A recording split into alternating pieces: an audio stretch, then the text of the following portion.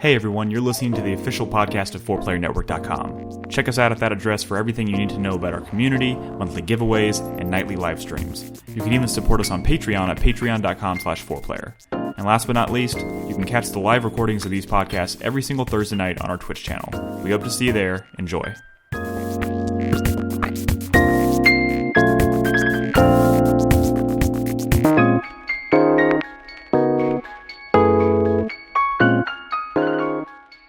I think so. Hello, everyone. Welcome to 4Player Podcast, episode 704. It is December 16th, 2021. I'm your host this evening, Nick Henderson, and I'm joined. I can't speak, apparently. Joined by Christopher Davis. Hello. Crispy. Hello! And community guest, the Drunken Merchant. I'm only going to call you the Drunken Merchant once. Yeah. I'll accept that. And then for the rest of the show, I'll say Merchant. Yeah, thank you. But that way, now people know exactly, people who listen to the show who are in Discord know exactly who you are. Yeah. How are you doing this evening? I'm doing pretty good. What, do you like Halo Infinite? Yeah. It's pretty nice. Good, because we're gonna talk about that in a minute. But before we get in, we have a lot to talk about tonight, guys. It's been a couple of weeks since we had a show. Last week was the Game Awards, so we are of course tonight going to talk about some of the stuff that was announced at the Game Awards. But before we do that, I want to quickly get a few housekeeping items out of the way. First, I will say, because we have so much to talk about tonight, we're not going to be answering any community questions like we normally do. But I also want to announce we're going to be changing the way we do community questions in the future. We have a few changes we're gonna be making. Crispy's making faces. They're now gonna be community statements. Community statements. You have to prepare full statements. We'll read them word for word. I'm liking this change. No, that's a joke. That's not at all what's happening here. But we're gonna be making some minor changes to the way like Patreon works and stuff in 2022. Probably, I'm just gonna say right now, off the top of my head, starting January 1st. But questions, instead of being relegated now to paid supporters on Twitch and Patreon, we're going to open it up to everybody. I want to hear from more people. I want to hear more voices. If you're listening to the show, you can submit questions. I don't know how this is going to work. I don't know how many questions we're now going to get because they are open to everybody. But instead of submitting these through a doc, we've set up a special email. You can email questions@4playernetwork.com. That's questions@4playernetwork.com. You can submit your questions. You can submit news topics. You can submit a news topic, ask how we feel about something, and even say, give us a particular angle you want us to come at it from. Whatever works. You can even feel free to send us the silly what if scenarios and shit too. I don't care. Send us your stuff. Send us anything. No. Okay. Use that email address to sign up for stuff too. No. Whatever. Oh no. God damn it. Oh, no. I feel like I have to now censor this. Before this thing has even launched, Crispy has ruined everything. I know. I'm going to be getting my use out of questions at 4playernetwork.com. God damn it. I hate you. Damn it. Anyways, submit your questions. I don't know how many we're going to get. So this is going to be kind of feeling it out, see how it goes. We might be doing it all in one segment. We might be kind of trickling them out throughout the show. I don't know, but I want to get the ball rolling on it now, so we can kind of ease into it. So starting for next week's show, if you want to submit questions at 4playernetwork.com. Other thing I want to announce: the Revival Club. We just wrapped up our last game of the year. I finished playing Cold Fear. Boy, that final boss sucked, but that's neither here nor there. And starting in 2022, this is Chris Davis's idea, actually, and I applaud him. It was very good. We're going to be alternating members of the staff that are going to come up with curated lists that speak to their tastes, right? And that's the games that the community, members of the Revival Club, will vote on and pick, and we'll play, and we'll discuss and record podcasts about all that stuff. So starting in 2022. That's how that'll work. We'll probably even rotate in purely a community one here and there, so that there's still that element going on. But yeah, we're gonna have like one month. Brad will pick 3 games that y'all will vote for. Then I'll do it, and then Crispy will do it. However it works. But that change is coming too. But anyways, enough about all that. I just wanted to make those announcements made. And now, video games. And I want to talk about Halo Infinite first, because we haven't had a chance to really talk about it. Last time we talked about Halo Infinite, the multiplayer was out, or I guess it was in beta. Beta. No, it was come on. Quote unquote beta. I think Soft they launch. called it beta. I mean, whatever. I guess they have made some changes to it since then, so maybe I guess it was a beta. So sure. Yeah. So, but since then, we've all had a chance to really dive into the campaign and play around in the open world, if you will. Dip our toes in. Yeah. Well, actually, two of y'all, at least two of y'all, know both the Chris's here have finished it. Yes. I have not finished the campaign, but I have gotten past the open world section, Gotcha. which is kind of weird. I don't know. Kind of weird the way this game is structured, I feel like. Yeah, I mean, honestly, I didn't even know that was coming. It's funny, I was trying to capture footage tonight, which that's a whole adventure in and of itself. That was not going very well. But Crispy messaged me, which I thought was kind of strange, and he was like, "Hey Nick, just so you know, the point of no return is a mission called The Sequence." And I was like, okay, that's random. Thanks, Crispy. And then the next thing I was like, okay, I hit record, I start a mission, and it says The Sequence. And I was like, fuck! Yeah, it comes up really quick.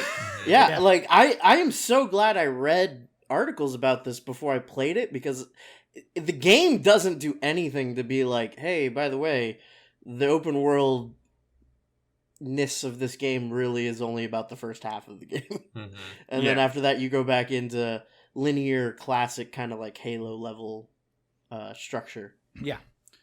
And I honestly don't know why that is, and I think the game would be better served to be more upfront about that. I don't know. I feel like maybe it was an issue of like they felt like it was, I don't like, they're ashamed of that fact that like their open world Halo game is not entirely an open world Halo game. I mean, there could be this multiple game did reasons have for a that. troubled development, so chances are and there's that aspect of it too. Like I've heard some weird rumors about like, and again, I don't know how true any of this is, but I've heard that the open world map that we get in this game is like a quarter of what they were originally planning to do, and they were just hacking parts of it out as the development was going, which again is kind of weird, but it makes a certain amount of sense like when you look at the map. Not that the game world that we get is not like big and fun. Like I think this map is great. I think the open world section of it is a huge breath of fresh air for the franchise. Absolutely. Yeah. But it does kind of feel like, was there more to this at one point? The map itself, like even the map screen kind of feels Small, like empty. Like it was supposed to be more. It's literally segmented. So there was this like moment. I don't know, man. Like I wasn't following the development of this game super closely, but I was excited about it from the moment they announced it. And I was really into the idea of like, oh my god, giant open world Halo game. You're flying around. You're going to these different, sections of the ring. What are they called? Yeah, like banished strongholds. Like maybe we'll go to like different biomes and stuff and see different environments. And then when I started reading about the game and they showed me like the map, and they were like, "This is it. This is the whole map." And I was like, "I've been to half of that already. Like that sucks." And there's an entire landmass that is teased if you look at the map, but like you only go there for a linear segment. Yeah, I will say this. You can't really get access to some of what you see on the map again until I don't, unless you've like upgraded your FOBs enough to get like the Wasp or something that you can just like fly over there.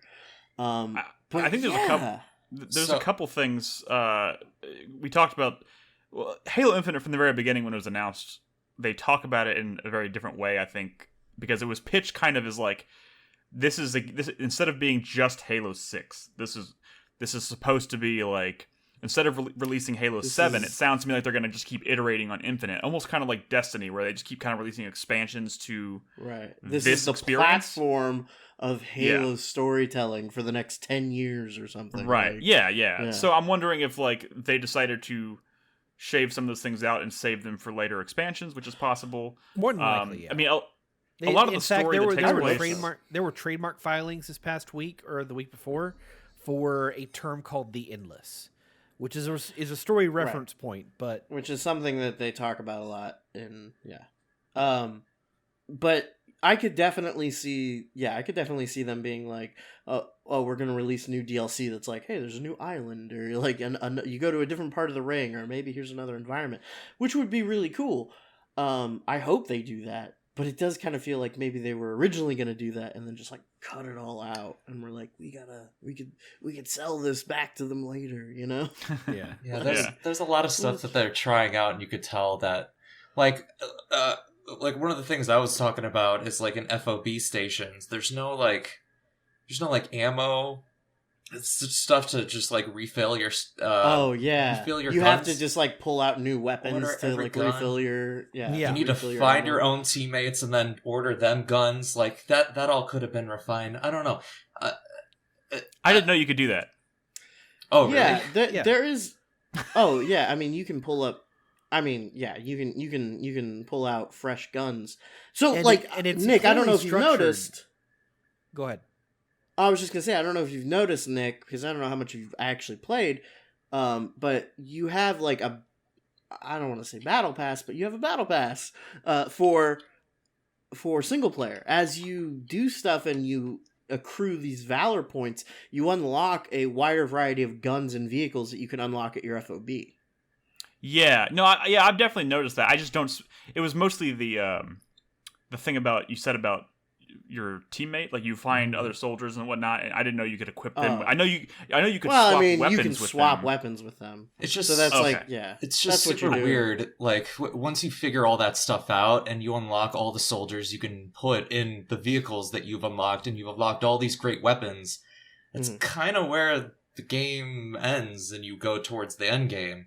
So it's really weird how you put forth all this effort and you get all these toys, and it's like, well, next mission's the last one. And it's all indoors. So I was kind of in a discussion in Discord about how there's no like way to order guns when you're in those long story sequences either. So you're back to basic Halo, boom, boom, boom. All right, I'm out of this gun. I got to pick something off the ground and go from there, you know.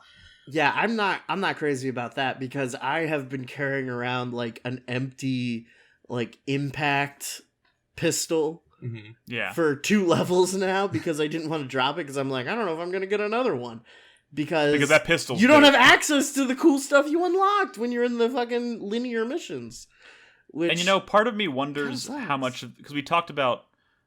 You said like, are they ashamed of their open world design? And I don't think it's a shame. I think they're not ashamed at all. I think there's a certain amount of hesitancy maybe to like fully embrace open world, because once you fully embrace it, then and like the whole like I feel like they kind of wanted to try to appease. What I was saying, not that they're ashamed of being open world. I'm saying they're ashamed that the whole game is an open world. It's almost like they were originally developing the game to be entirely open world. They cut development and were like, okay, we need to cap off this campaign. We're just going to do 5 or 6 linear missions in a row. And they don't really advertise that fact that like, hey, you're done in the open world. We're going back to this quick linear completion sort of thing. Yeah. Which, I don't know, man. It's kind of the exact opposite, because I think I'm okay with the way the game is structured, as long as they're just like, you know, upfront about it and let you plan stuff. Because if I hadn't known that and I'd started down the linear section again, I definitely wouldn't feel compelled to go back and like reclaim all the FOBs and like take out all the high value targets and stuff after I finish the campaign, because it just seems kind of like, because what's the point? Like, why? Yeah. Well, there's no narrative or tangible reward beyond just having more tools at your disposal. Right, to keep doing the stuff you're doing, and if there's no more story, what's the point, right? And the only thing that has any impact outside of the story is you can find the customization items for multiplayer. For multiplayer, yeah. Yeah. And skulls and stuff. Right. Which I still haven't found any. I found 7 skulls. I've only found one. There's a really easy one on top of the that first like some big tower objective in the it's one of their strongholds. It's like that big blocky tower. If you go up there, that's where the Craig Easter egg stuff is, and the I would have been your dad skull is up there. But you know, I would have been your here daddy, like. Yeah, I would have been. So I will say this: before Crispy told me about the fact that the sequence serves as kind of a point of no return, and then it becomes linear after that, I didn't know that was coming. But I was sitting here thinking about like the scope of the open world, and you know, we the industry right now as it exists is very much split. I think between a lot of people out there have this very kind of like pessimistic view of open world design. Some people really love it.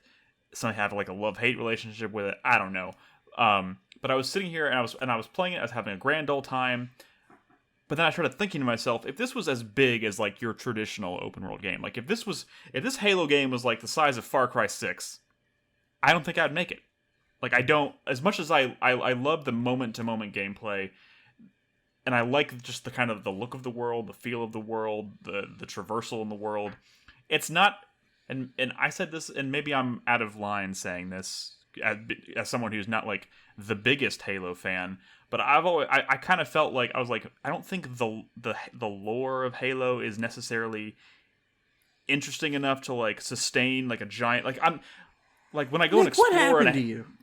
No. What happened to you, Nick? You used to be like the big Halo. I mean, Chris Davis was always the Halo fan because he's the military gun guy. I mean, it's just he has to be a Halo fan, right? Right. It's in his contract. He's an Xbox guy who likes military games. That's the only reason he's here. Yeah, he has to like Halo. Okay, but you were like a true believer for a while there, Nick. You're referring to my Halo 4. You loved 4. I was a Halo 4 apologist, yeah. Yeah, and you were like really excited about 5 when kind of like nobody else but Chris Davis and you were. Right. And now you're just kind of like, oh, but Halo, no. I don't know. What's the story? Like Nick, what happened?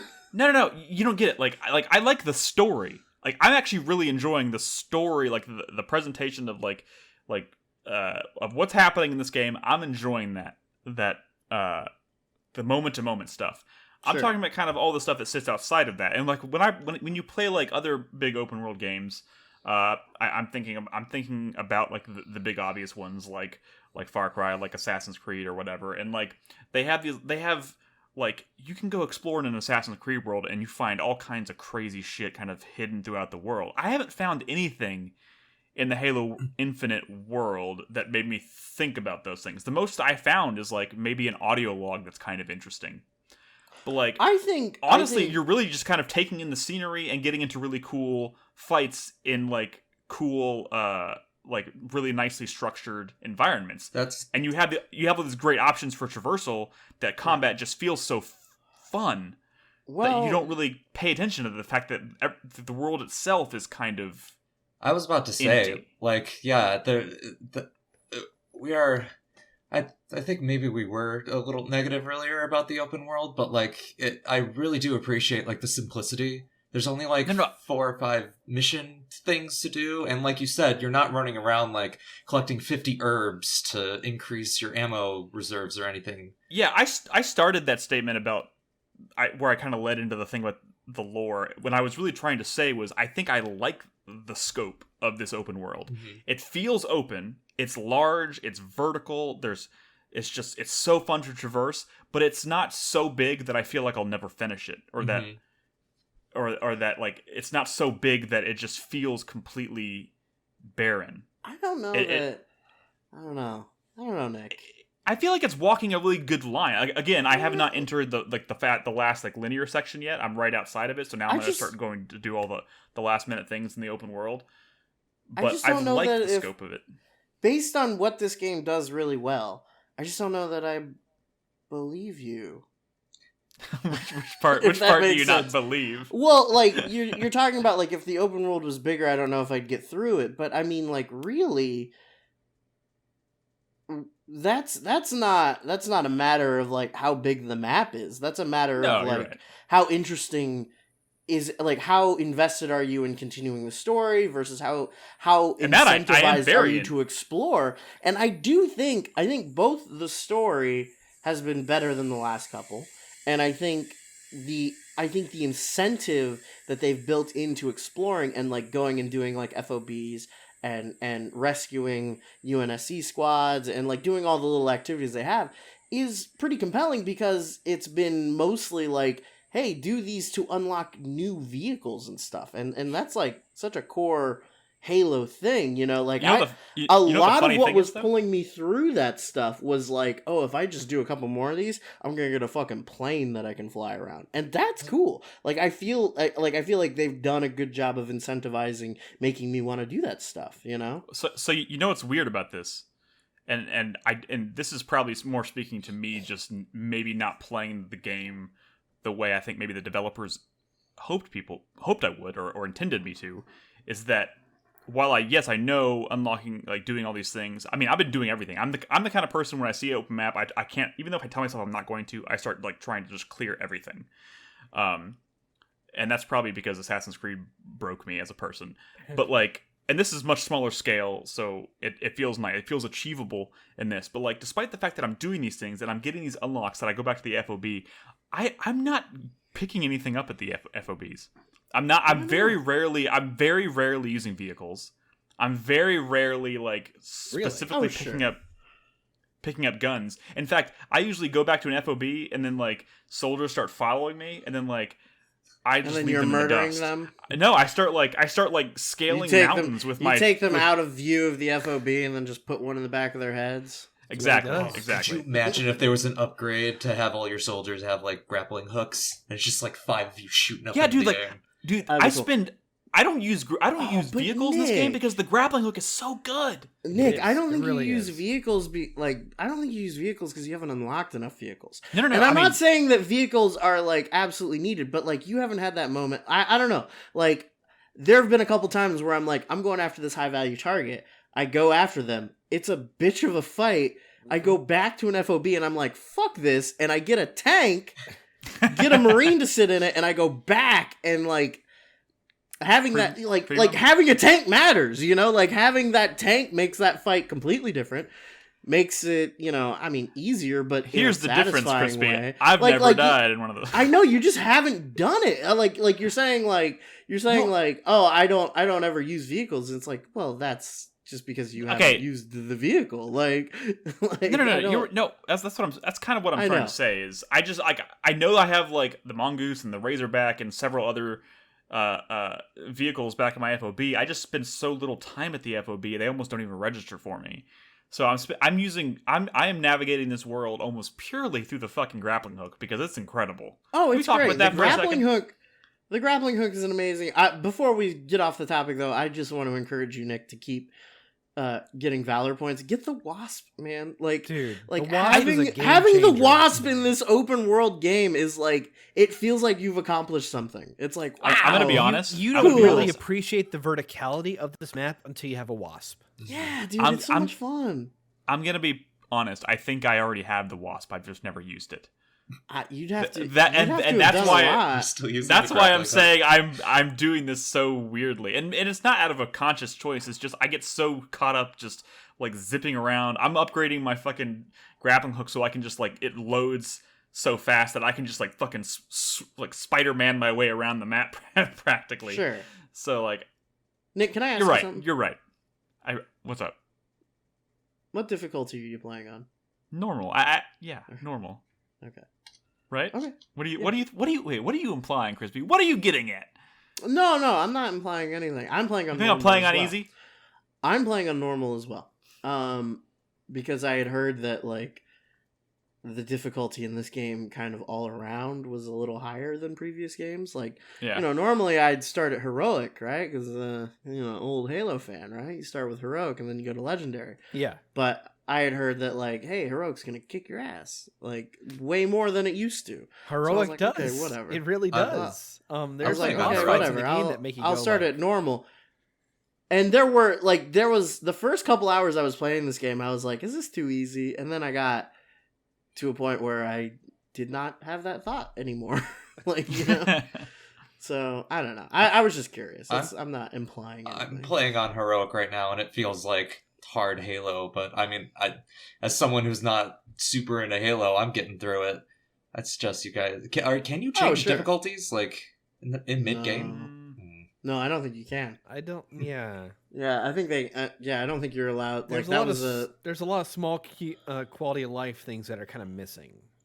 That's one. Yeah, and I think a lot of the more critical reviews of this game have largely been kind of centered around the fact that there's some key and I hadn't thought about it this way, but I saw somebody refer to them as legacy features that are just missing, and those are things we all know are coming. Co-op obviously being the huge thing. Yeah. But I do want to say, 343. I think 343 obviously took over for Bungie on Halo. Halo 4 was divisive. Halo 5, I think, didn't leave much of an impact one way or the other. I feel like they finally kind of found their flow with Halo Infinite. And the combat to me, and I've said this many times, and people always jump down my throat when I say it because they think I'm insane when I say this. I've never been a huge fan of the way guns felt in Halo. This is maybe the first time I've felt differently about that right out of the gate. That's an insane thing to feel. I know. Yeah, I don't. I think it's because I don't know, Nick. You by your own admission didn't play much Halo before but ODST came out, right? Dude. I mean, I've said that I've never been a huge Halo fan, but I have played and finished every single core Halo game and ever you released. Never liked the feel of the guns? Dude, when I bought Halo 1, when I bought an Xbox to play Halo 1, and I was so excited to play it because everybody was losing their minds on it. I popped it in, I played it for 30 minutes, and I put it down. Damn. And I didn't go back to it for at least a year, and that's when I finally went back and finished it. I've just it's snappy, it's fun, but I've never liked the way the guns felt, the feedback you get when you kill enemies. It just never clicked for me. And there's something about this game, and I mean, I'll be honest, I don't remember much about how I felt about Halo 4's combat. A lot of what I loved about Halo 4 had to do with the story more than anything. This is the first Halo game that I'm all in on combat. I think this game feels incredible. The weapons are diverse. There's a lot of them. Almost all of them are fun. I still think the Needler is the dumbest fucking weapon ever created. Whoa. But it isn't... Whoa. Sir. The Needler is the little gun that just tries. It wants to get there. What a human-centric view, too. God, and also there is xenophobic. There's a variant of the Needler that you can get from an assassination in this that is amazing. I can't remember if you're the second person to have said that to me, or if you're just the same person that said it before. I'm the same person that said it before. Okay, he just loves that fucking Needler. I said it on the stream the other night. I believe you. The cool thing about doing the high profile targets in this game is that you get those variant weapons, and sometimes they're cool. And I believe you. I haven't gotten the Needler one yet, but I believe you. I just generally think I've never liked the way that gun felt, but there are so many guns in this game that I love the feel of. The pistol. And the pistol's incredible. Oh my god. The Commando in particular is one of my favorites. It is alright. I like a lot of the ones that the heat sink. I forget what it's called. There's several that essentially the Hydra. The Hydra. The Hydra, and there's the shot. The electric rifle or whatever. No, I love the Bulldog. The Bulldog's fantastic, dude. So many guns in this game. So many of the guns in this game are incredible, and I'm swapping between them so fast. It feels so nice, and when you combine that with the flying around the environment with the fucking grappling hook, and then switching and throwing down like a shield in front of you, and all the different kinds of grenades, dude, it feels so good. It's just weird, Nick. I it does feel good, but that is I'm playing this game and I'm feeling oh, this is a return to form kind of for me. I mean, it's just so much that the original Halo trilogy, the gunplay was always one of the huge strengths of that series. That's I know. the one thing that when Bungie stopped making Halo and started doing Destiny, and everyone was kind of like, I don't know about this whole Destiny thing, everyone still unanimously felt like, but the gunplay is amazing, just like Halo. Like, that has always been the huge strength of this series, is that, like, guns feel so good. Like, and that is why I fully acknowledge that I'm probably in a tiny minority here. I mean, like, I understand how blasphemous it is to say that. I think maybe your hands is just dumb or something. I don't know. The things that have always resonated with me with Halo have been, I love Naked Blue Lady. I love the general, like, feel of the world, like kind of like the, like, just the atmosphere, the tone of it. I love it. Nick's a vibe guy. I am a vibe guy. In fact, vibes. Jeff asked me this question. We were talking about Game of the Year stuff, and I think he was trying to get to the bottom of, like, how Brad and I are so different in terms of how we put our list together or whatever. And he was like, would you say you pick games more on, like, the way they feel or, like, the way they make you feel? And I was like, the way they make me feel. And that is what has always been, that's kind of steered me when I'm trying to think about my favorite games of the year or favorite games of all time, whatever. It's just the way they make me feel. And, like, Halo, the first thing I always think about was not the combat. It was just the kind of vibe of the world. And this is the first one that has the vibe of the world in all its glory with incredible combat and incredible weapons. And maybe it's just the weapons in the previous game is what I'm really saying I didn't like, even though they may have felt nice, but I just didn't like using them. I don't fucking know. Well, I mean, the point is, this game feels good. The other half of that equation with the weapons is the enemies, and the enemy variety. Like, if you have shit enemies, the weapons aren't going to feel nearly as good as they can be. And what's here, I think they have. I wouldn't say that, like, the basic Covenant AI is at its best, but it's still pretty damn good, though. I would say that, like, the scale of the challenges compensates for that, because it's fair enough. A lot of set piece locations have engagements that are larger than anything in Halo Reach, and Halo Reach was lauded for you fighting like 20 or 30 dudes at once. Mm-hmm. And in this, you get, for the first time in the series, you have all of the Covenant species fighting together, without, like, cutting out one another. And they use the hunters sparingly, but as, like, set piece little breaker moments. Are the hunters the big dudes with the like green cannons? Yeah, the ones that come in pairs. I straight up had to abandon a encounter with some hunters today because I just did not have. Imagine if you went back to your fob and got a tank. Yeah, you're fucking right, Crispy. Maybe I should do that. But the strategy. I was watching you fight some hunters in your stream the other day. No offense to you. It did not go well. You weren't doing Chris it has right. some notes. Oh, wait. Chris has notes. Well, no, the whole strategy with a hunter that they've kept consistent throughout the series is that you don't fight them from a distance. You draw them in and let them charge you, and you dodge their attack. And while they're kind of moving away from you during that attack, you hit them from behind, break their armor, and hit them in their weak point on their back. You're right. That is not the route you were that I basically decided to taking take. them all head on. So yes, Chris Davis. I did do this. I do recognize my mistake, but it was too late.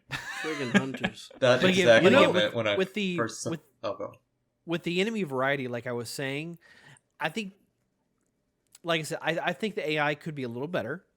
I think that the scale of the engagements compensate for that. But another detraction, in my opinion, is the fact that you're only fighting Covenant. There is no, like, second or third faction in this game. Oh, boo, Chris Davis. Hey, boo. that's always been the thing with Halo, is that there's at least two factions you have to compensate for. There is, and one of those at has least. been the. What are you talking? That's like a Halo 4 thing. Halo 4 and after. I think he's talking about the Flood. The Flood. Which is Halo 2. Well, okay, sure. Yeah, It's been I the guess you're Covenant, right, it's but, been like, the Flood, and it's been the Forerunner Sentinels, and then I'm sorry. And then the I'm a fourth little was sensitive Prometheans. because I feel like you're suggesting that they should bring back like Prometheans or some shit. And that No. stuff was I'm lame not- as hell.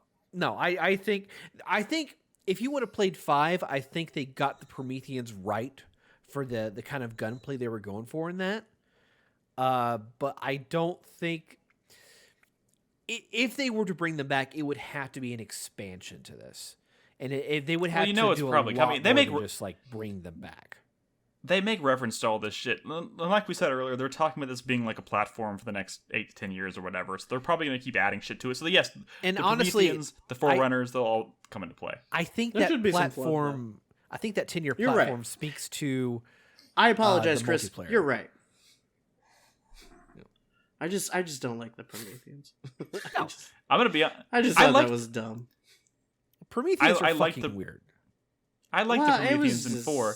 Guys, you know what? Fuck it. 4 is still so good, man. Okay, you know what? Okay.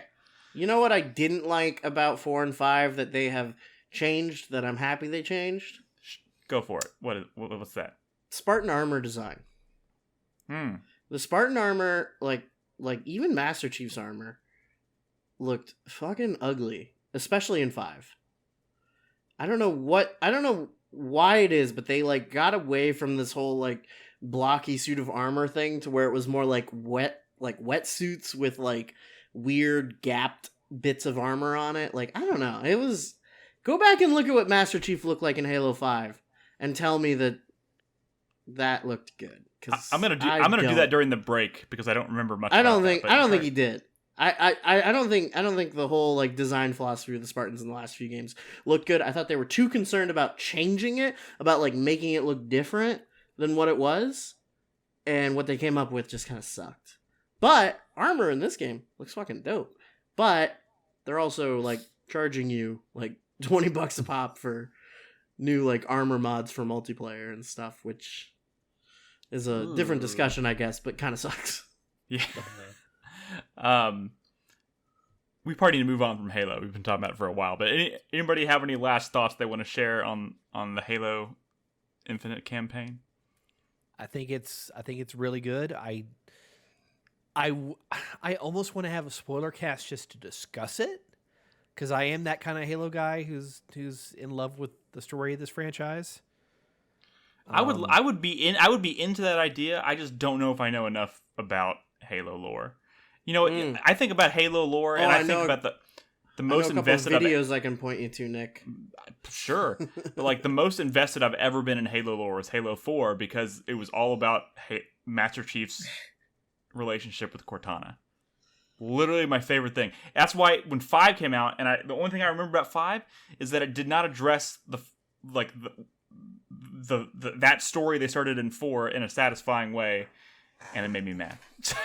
So I'm kind of glad to see it in some way, shape, or form kind of back at the forefront here. Here's a question, real quick. There was some debate about this in Discord the other day. What do you think of the weapon? That's her name, right? The weapon. I like her. I mean, yeah, she's fine. The one, I don't know. This is a nitpick. I don't know that this is valid criticism, but the actress who plays Cortana / Halsey / the weapon, Jen Taylor. Wait, is it the same actress? Yeah, because they're all like variation. Like Cortana was made from Halsey's brain. Yeah, and the weapon is based on Cortana. Okay, so she plays all of them. Gotcha. And her Cortana voice is awesome. It's classic. Like, I love it. But anytime she has to play the weapon or Halsey, she has to like alter her voice. Like for the weapon, she's like trying to sound like a kid, basically. She's trying to sound like really young. Yeah. And then for Halsey, she has to sound like an old lady. You can feel it. I hate it. I hate it so much. Halsey. Yeah. Like I don't like her like putting on fake voices for all of her characters because it just doesn't sound great. Like, oh man, I like. I don't know what it voice. is. I don't know. Cortana's voice is amazing. Like her voice and her acting is great. But when she's like obviously doing like a fake pitched up like, "Hey, Master Chief," like for the weapon, or she has to talk like Dr. Halsey. Like it's Oh, it kills me. Yeah. I just hate it. I think I've been pretty vocal. I don't like the weapon and her quirkiness and her like that's what I was like crap in here, but not you. You smell really if good. If there was a different, she's fine. I feel like the fact that like her voice is obviously a put on makes the whole thing sound way more fake than it should. You know? Oh man, really? I mean, but I think that also has like, not to put too fine a point on it, but like the reasoning for that, the way that performance has narrative reasoning. Well, okay, no, but you're not listening to what I'm saying. Like, what? I don't know. Like, the narrative reason is that Marvel movies are popular. And they're quippy. So now the weapon is quippy. That was my first thought. Or she's like a Life is Strange character ripped out of that game and put into this at times. That may be the most apt description I've heard. It has nothing to do with the voice actress or like the character itself. It's just the exact script. No, but what I'm saying is like I don't think I think that tone for her character is already kind of like, okay, I see what you're doing, but her performance also, like the voice, like I said, sounds like a put on. So it just kind of highlights how fucking like cardboard the dialogue is. I guess as someone who, before you mentioned that, didn't know it was the same person, that's why I've never noticed how it felt like a put on. I didn't know they were the same. I didn't know it was the same actress. I didn't know, I just didn't know any of that. So to me, they felt like two very distinct people. I'm beginning to think that you're a fake Halo fan. Of course I'm a fake Halo fan, dude. I can't believe we've talked about this for almost 30 minutes. I tell you what, though, speaking of performances, you know what performance is absolutely perfect in this game? The grunts. The grunts in this game are amazing. I love every single one. I don't know. It's that's like I feel like that's a very Chris Davis take. Oh, the propaganda in its towers are hilarious. Yeah, the grunts. I don't know. Again, it's that thing where they're obviously trying to punch up the script to make it more like, oh, witty, ha ha ha, kind of thing, right? I think they do a lot better job with the grunts. Like, I don't know, it's just kind of funny. Mm-hmm. It's endearing to murder them while they're saying dumb bullshit. But so much wonderful bullshit. You know, it's really weird. I was actually thinking about that because I was thinking about Halo Reach.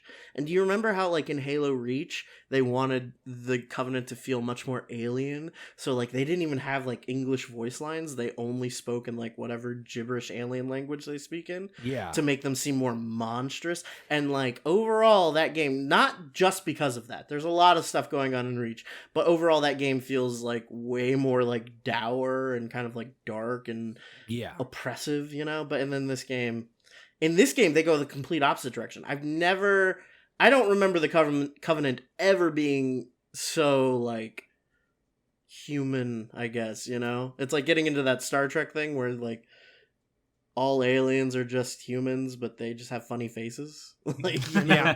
Yeah. Like, so, I don't know. It's fun, though. The Grunt Towers is great. I posted a video that's an hour of grunt propaganda. That's pretty good. It's pretty funny. I mean, I saw cuts in there too.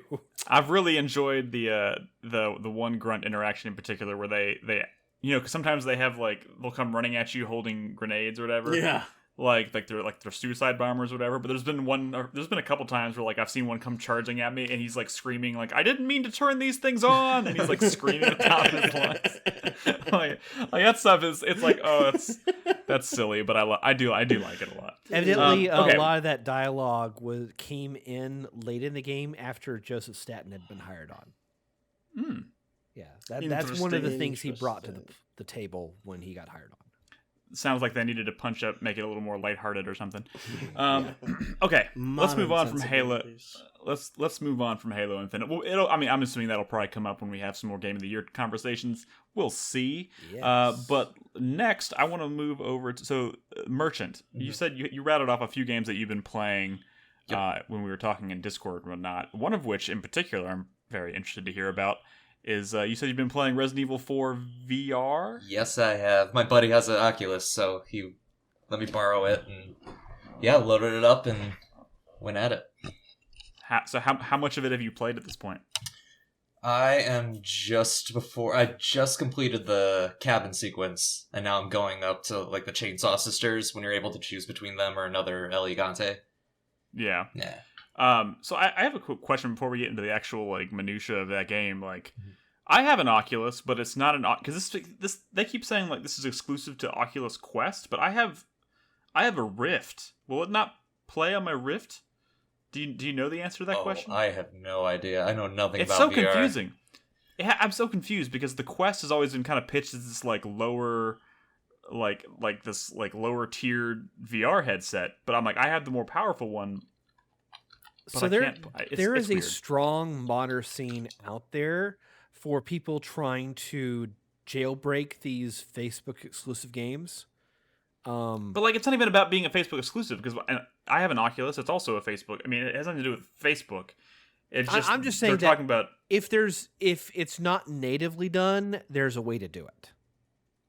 fair enough. But I People won't. I already probably figured won't jump. I probably won't jump through those hoops. Anyways, how are you enjoying Resident Evil 4 VR? It's really fun. I think, so I have to preference this right now. Resident Evil 4 is my second favorite game of all time behind Majora's Mask.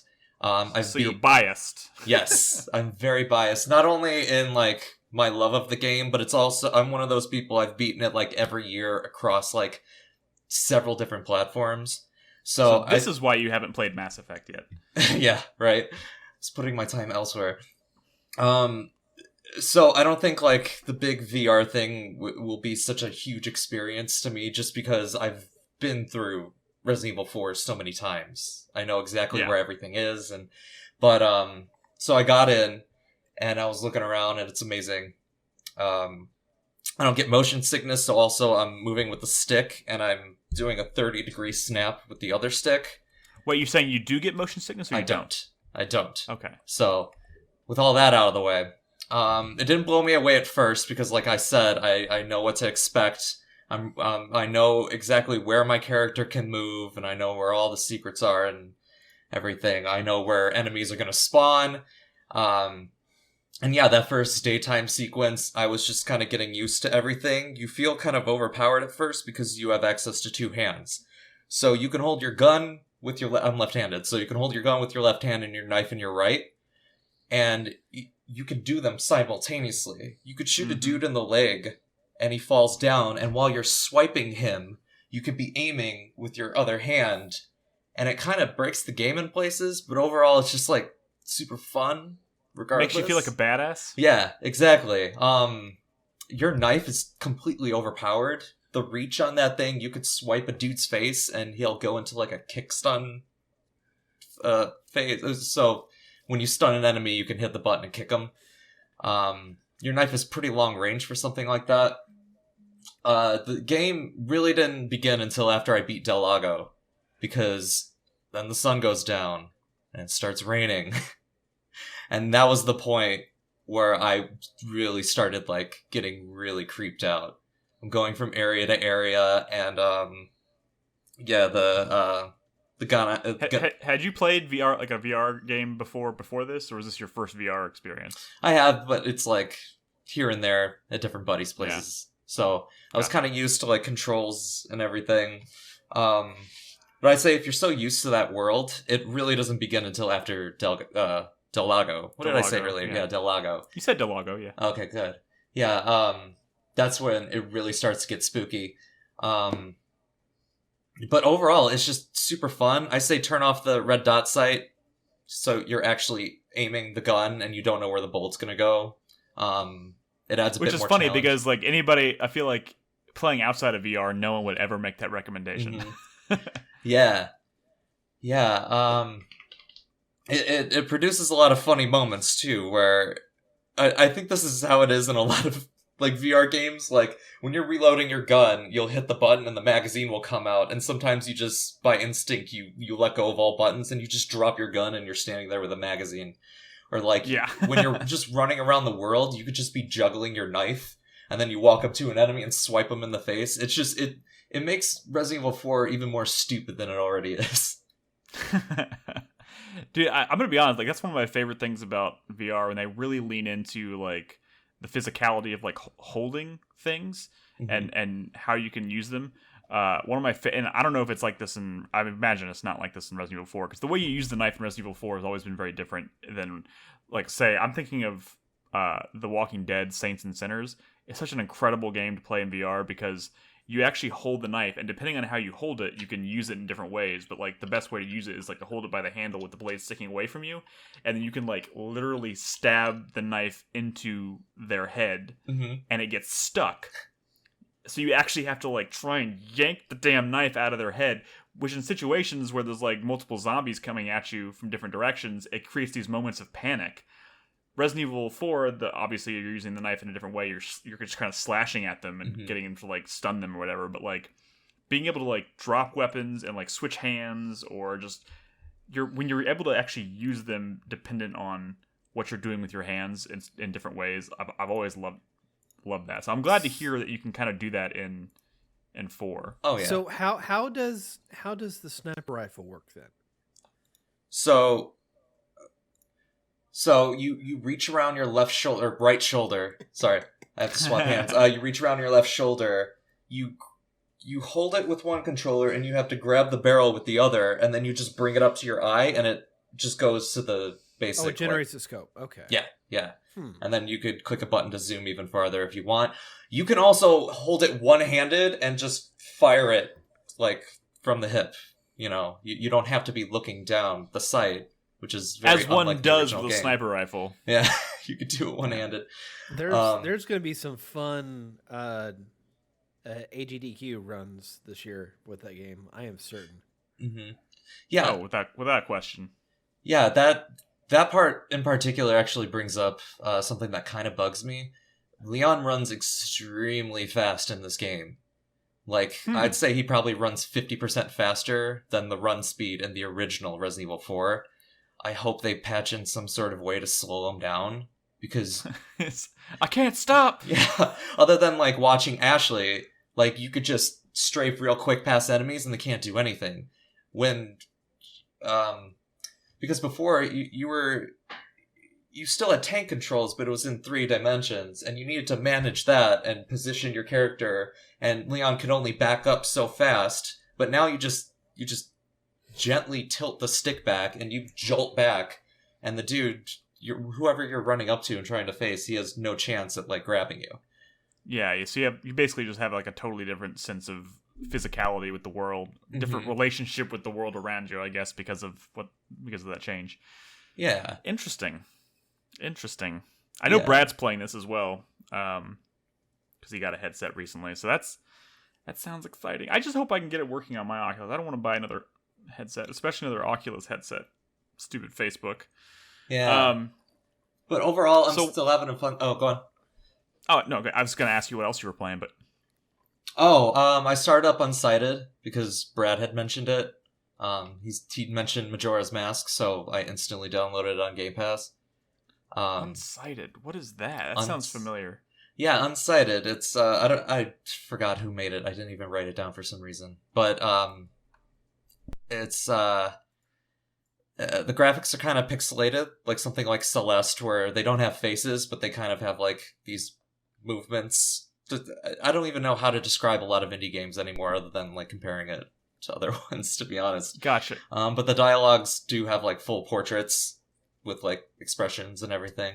So it's about a bunch of humans made a lot of androids in some future time called automatons, and they were pretty much slaves to the humans until one day this meteorite crashes down to Earth, and it's filled with this stuff called anima, and it gives the automatons consciousness.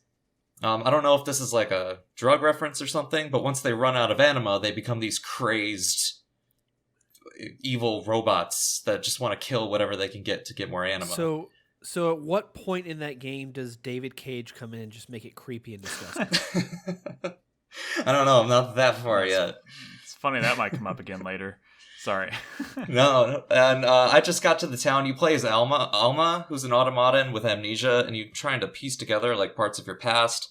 I literally just started the part where you get to the town and you're meeting all these people, and there's like everybody you talk to has like it's like an expiration date kind of, or how much time they have left.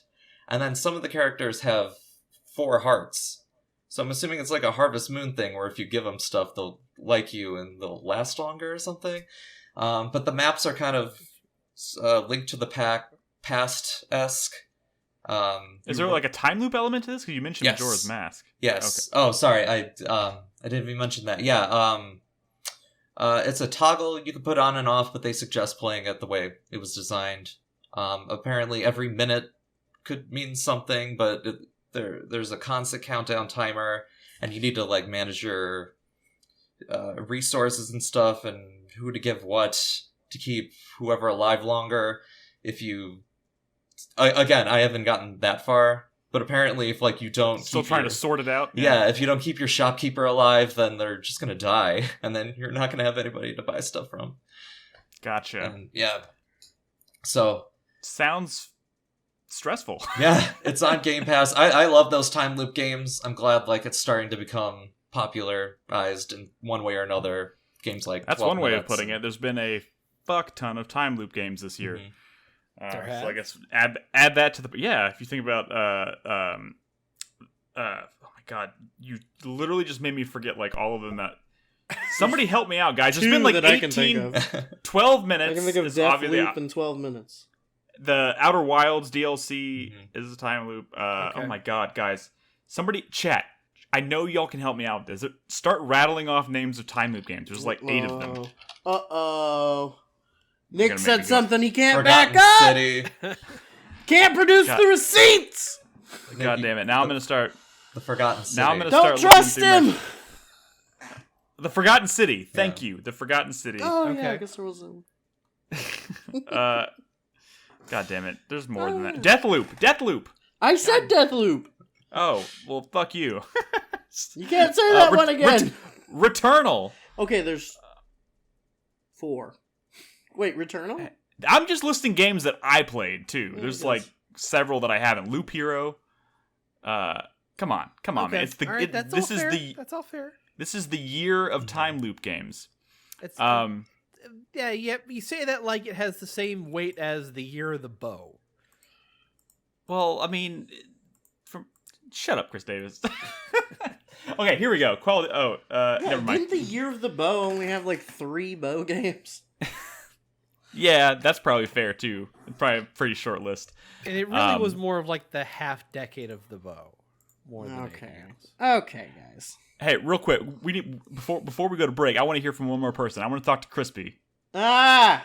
Oh, here we go. Sorry, I don't mean to put you on blast here, Crispy, but I know you've been playing Final Fantasy XIV Endwalker. Yeah, sometimes. Yeah. When I can log in, the servers are dying. Are the yes, servers they are. dying Too because many it's just people. it's just too? It's I just can't too play popular? during the day. I can't play during the day. Like I'm getting queues of anywhere between like 4,000 and 7,000 people some days. Are they planning to fix that? They are. Yes. Yes, they're doing a lot of stuff. They have restricted. You can't buy certain versions of the game now. If you're a free to play player, you can't. Fuck you! You Get can't out log of here. in. You can't log in during certain times a day. They're like buying new servers. Like it. Yeah, they're they're scrambling. They're trying so hard. This game got way too popular between the release of Shadowbringers. Shadowbringers and now.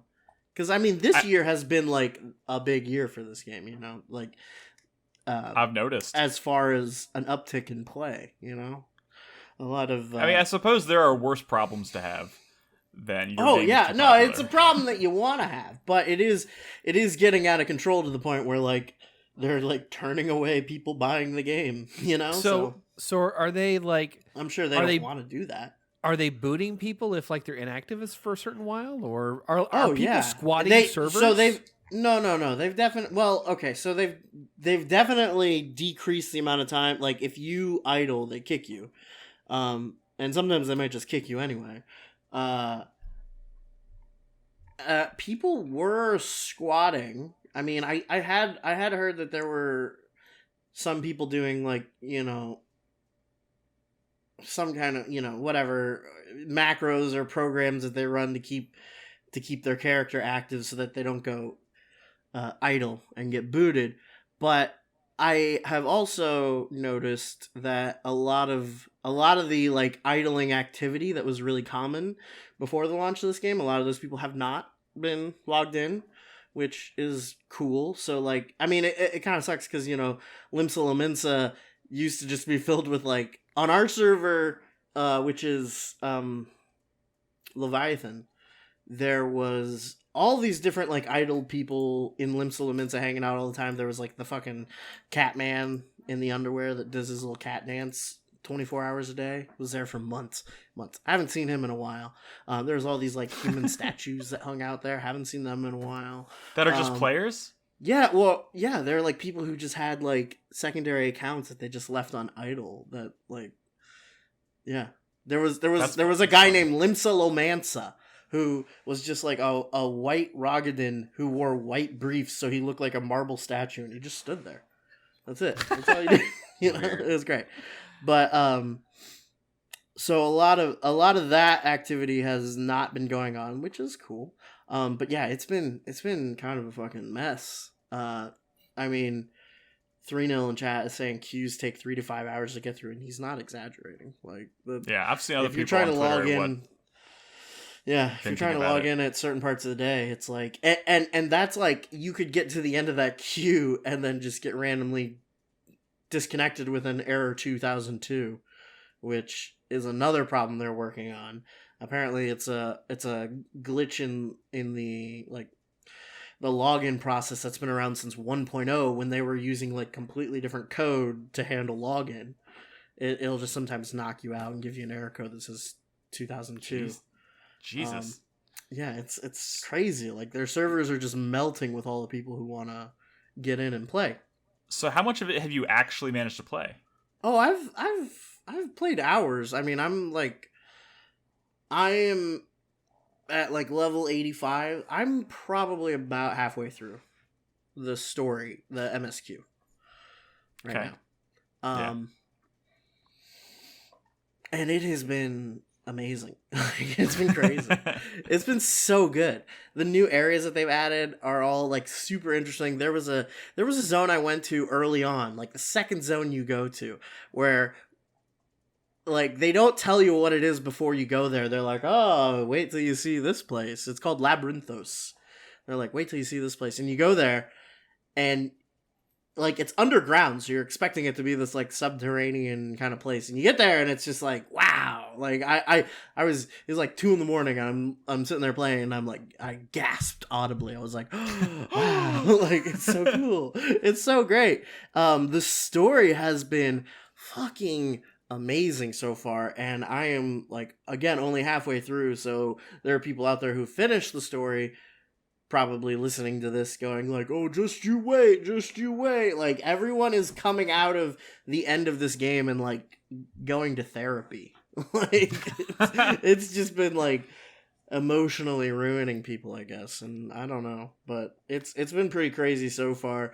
A lot of twists and turns, a lot of defied expectations, and a lot of like I don't know, man. This is them wrapping up the big decade-long story arc they've been working on, right? So is this like the end of Final Fantasy 14? Like, or are they planning on additional expansions at some point? Or oh, I mean, no. I mean, I know, like, I guess it's kind of like, yeah. I mean, they have said that this is the end of the Hydaelyn and Zodiark saga, which is, you know, the story that we've been playing. For how many expansions have we been playing this? Oh, since the beginning. So all of them. Okay. Have been intertwined with this cosmic conflict between Hydaelyn and Zodiark. They have said that, you know, the game's going to keep going, obviously. What the future of the game looks like, I don't know, because it sounds like this is pretty big. This is pretty like status quo changing stuff going on. Yeah. It is So wild to me that I don't know what the future looks like, but I cannot imagine the amount of money they must be making on this game now, because they are like now top dog in the MMO space. Everyone fucking jumped ship from World of Warcraft and is now playing. It is insane to think about, like, Final Fantasy 14 proper when it was released and how it was such a fucking disaster that they had to basically reboot the whole thing, and now it is slowly climbed its way to the peak, the top. Crazy. It's the top dog now. It took 10 years. There's a lot of evolution that had to go on, and Square Enix has just been very impressive, throwing money at this game for a decade now. But now it's like at a place where I cannot imagine them walking away from it. So calling this the end of Final Fantasy 14, I think, is incorrect. It's just the more I think about it, I mean, it has a built-in. It's a platform. It's a platform, and they can keep adding onto it however they want, and it wouldn't make sense. I mean, they already have Final Fantasy 16 in the works, and that's so that to satiate people waiting for like a core like single player game, but like there's no reason to stop building on 14. It's and I think where I'm at in the story, the stuff that's going on, like the implications for where they're going to move the story or the world or whatever after this have the implications of what they're doing right now where I'm at in the story are huge, are like crazy huge. So I have every time you say idea. stuff like that, every time you say stuff like this, Crispy, I there's a part of my brain that is thinking, I don't understand. I know, and it's difficult to talk about for two reasons. A, I don't want to spoil anything for anyone who does know what's going on, and B, if I tried to explain it to you right now, like, you'd have no idea what the fuck I'm talking about because you've missed hundreds of hours of context. Like, this is like the 7th season of a prestige television show. I know. Imagine trying to explain the end of Game of Thrones to somebody who'd never seen Game of Thrones and try to explain to them why it sucked, like they just wouldn't get what you're on about, It's just like, God, I want that. Look, I know it is a huge investment. It's a huge investment. It's a big time investment. I'm really glad I got into this during COVID lockdown because, what else was I gonna do? That was the time to do it, I suppose. But I don't think the opportunity is left. I think you could still do it. It's not left. Huh? It's definitely not left. No, it's I think it is a huge time sink. It's a big commitment to say like, okay, I'm gonna play this. Like, my game time right now is like 300 hours, and some of that's me dicking around, but a lot of that has been me progressing through expansions and stuff, So yeah, it's a lot to get through. But oh my Christ, has it been worth it? Doozy. Like, it is such a good story. It is so like. Man, and I'm not even a big Final Fantasy fan before this. Like, I wasn't even, like, really enamored with, I had passing knowledge of some of the last, like, 5 or 6 games, going back to Final Fantasy VII. The only Final Fantasy game I'd ever completed before I played this was Tactics, and I really like that. But I'm not, like, a huge diehard Final Fantasy fan, but I feel like some of you guys would get even more out of this than I'm getting. Of that I have no doubt. And it's so good. It's so good. It's so good. I don't know, man. It's just epic and watch me reinstall this and then get to because right now I think I'm at level 20. I reinstall this, get to level 40, and then I'll stop again. Then I'll have to wait 6 months, and then I have this conversation again, and then I'll get there. Listen, I have seen, over the last year and a half, I've seen a lot of people pick up this game and struggle to get through A Realm Reborn, which is, that's where I'm at. Which is 2.0. I've never seen any of them get past A Realm Reborn and then stop. Yeah. You know what I'm saying? Well, that's not true. There's one person who is an exception who got to like Stormblood and just kind of fell off, but has already bought Endwalker and is planning on going back. So it's not even like he's done with the game. But one day Yeah. One day I just gotta get over that fucking hump. Yeah, it's a little bit of a hump, but like it's worth it, and it's not like A Realm Reborn is terrible. It's just kind of like whatever, you know. But Yeah. God, like, oh my God, man, like the writing in this game, the characters, like the fucking setting, man. The moon is so cool. The moon, it's so cool. You go to the moon and it's great, and you're like, wow, I'm on the moon. And you meet a race of just like fucking adorable little rabbit moon people, and you just want to die. Like this game hits you like the story where I'm at so far. It's been like 5 hours of the horrors of war and like the human cost of endless conflict and xenophobia and like nations turning against one another, and it's just been really dark and sad and like lamenting all of the violence of generations of conflict. And then after all that, you meet like these happy-go-lucky like little moon rabbits, and they're like, "Hey, what's up?" And it's just like the most adorable thing in the world. And the swing and tone is so crazy, and yet it's so masterfully done, and everything just feels like, oh, it's just, I don't know, man. I can't. You know, all I'm like, gonna I feel like say I'm gonna, is this. yeah. I don't know. All I'm gonna say is this, man. Like, what happened? Why can't they deliver stories that are this good in their like core entries these days? Like their core like single player games. Like, Man, I don't know. 15 sucked from a story perspective. I 13 do think that, sucked from a story perspective. I don't know, man, and I want that feeling. Well, I mean, this game has its own kind of like dedicated writing staff, I guess. I don't know enough about how Square Enix is organized to know what else a lot of these people have worked on. So I don't know. Maybe.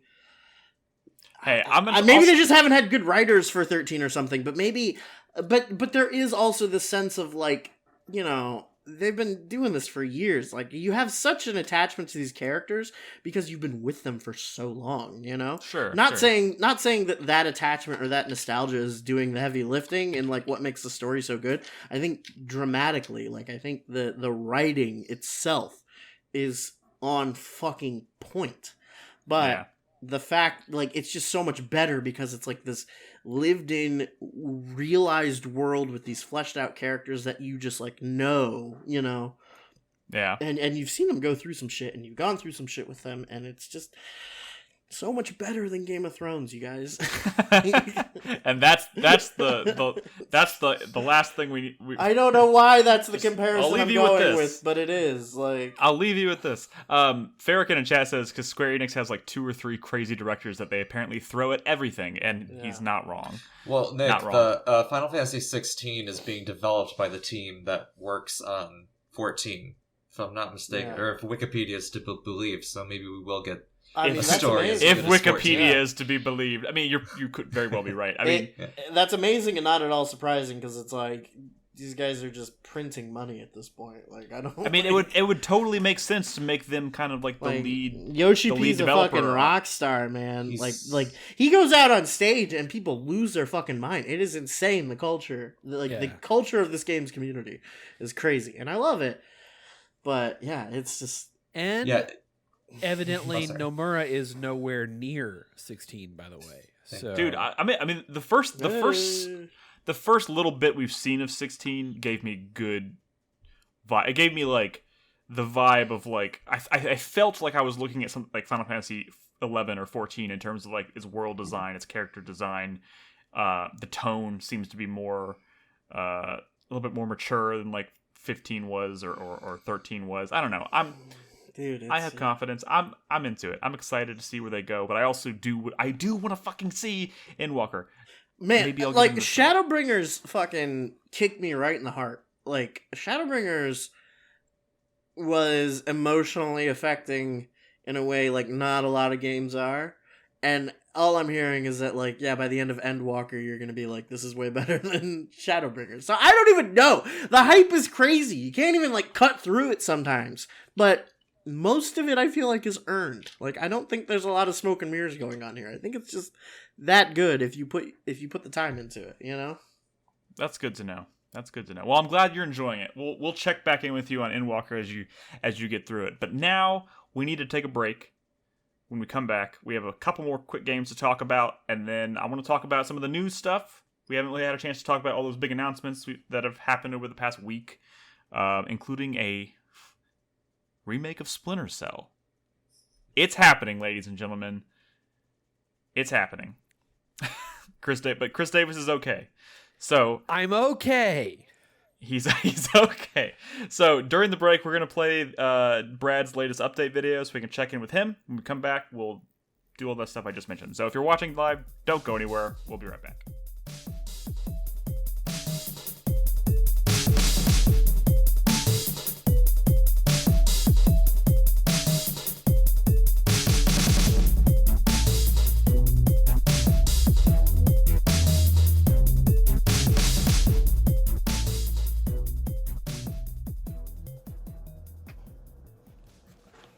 Oh, hi there. Welcome to Brad's Weekly Update, where I tell you about all the exciting VR games I've been playing on my Quest 2. And, of course, we have holiday snacks to try. Kind of random this week. I think I have more somewhere here, but this is what I could grab. We have some smart food with crunch berries. Interesting. I think the popcorn is flavored like crunch berries. And then I have some Jelly Bellies holiday favorites, which include pumpkin pie, eggnog, cranberry sauce, hot chocolate, candy cane. Very different. We'll try those. First, let me tell you about everything I've been playing this week. So I've been trudging through Tales of Arise. I'm almost done with it. Look, I'm not happy with this game. After about 2/3 of the way through the game, it just completely shits the bed. The story, the characters, everything gets so it just becomes nonsense. It really does. And it's hard for me to care. There are aspects of the game I still like, I like, the look of it. And I think the accessory crafting system's pretty cool. And I mean, the animations, those boost strikes and finishers and stuff always look so good, man. The one where Shion's like ta ta ta ta ta, like shooting ice shards into Kasara's shield as she runs into the enemy. Ugh, I mean, it always looks cool. It never doesn't look cool. But you know what? I kind of hate everything else about that game. God damn it. It's honestly probably the most boring Tales of game I've ever played. I think it's super overrated. I don't hate it, but I'm a longtime Tales fan, and I'm super disappointed. I don't even like the combat system all that much. There are Tales of games where I much prefer the combat to the one in this game, and I've just been using overpowered.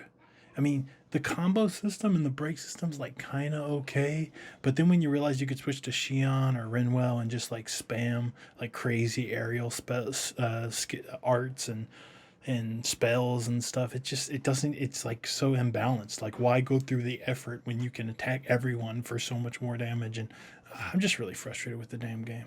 Yet I'm still doing all the side quests. I don't know. Anyways, the other thing I've been playing is my Quest 2, and I picked up Resident Evil 4 VR, which is Resident Evil 4 is one of my favorite games of all time. I love it, and it's so cool in VR. It's so cool. Like, it's more interactive than I was expecting, right? Usually when you see like an old game with VR, you can just like look around, You see like a lot of times with like on PC like mods that kind of like hack it in there, right? But this is like built from the ground up, and you can do stuff like pull stuff off your person and like you're actually doing the reloading like you do in Half-Life Alyx. You can like have your knife and your gun out, and you can like toss your gun from one hand to the other. You can use a gun and a knife at the same time. Like, it's still the game that you know and love, but it's a new way to play it, and it's great because you're in the world and it looks great and everything's big and huge, because in VR everything's big and huge. And I don't know, I've been having a great time. Other than that, I've been kind of looking for some like good quality staples for VR. I have Beat Saber, to get some workout. But other than that, I've been kind of looking for recommendations for both the Quest 2, but also like Steam VR and stuff, because I did test out AirLink where I can wirelessly connect to the PC, and that works actually surprisingly well. So I'm just looking for VR recommendations. I got a couple of cheap games because I heard they were pretty good. I got what's this? It's a boxing one. It's kind of cheap. It's kind of bare bones, but like the boxing feels really good and it's a pretty good workout. And I got a ping pong game, and that's really good. Yeah, I mean I've been having a lot of fun with that. I kind of love VR, so I'm glad I finally got a good accessible one that I can use wirelessly. Anyways. Even in 2021, people who don't have VR, who aren't interested in VR, still really hate people talking about VR. So I'll shut up. But I got this Quest 2 for $200, and it was like a hell of a deal. Anyways, let's try out some of these jelly beans. Actually, first let's try this popcorn. Crunchberry Smart Food. I don't know. Seems interesting. I like Smart Food. Like the white cheddar stuff. Is there just crunch berries in here? There is. It smells sweet. I just got little crunch berries. I have a box of peanut butter crunch above the fridge right now. Okay, so the crunch berries are crunch berries, but the popcorn, it's sweet. This is weird. Who would have thought to make this? It tastes like it's doused in crunchberry powder. It doesn't look like it, but it's good. I like it. It's weird. Why didn't they make this? It smells like ice cream. I don't know. Smart Food with crunch berries. Interesting. All right, let's try a few of these jelly beans in this shit. All right, I want to try an eggnog and a pumpkin pie for sure. Is this an eggnog? No, that's candy cane. Ugh. It tastes like I just bit into like a chewable mint.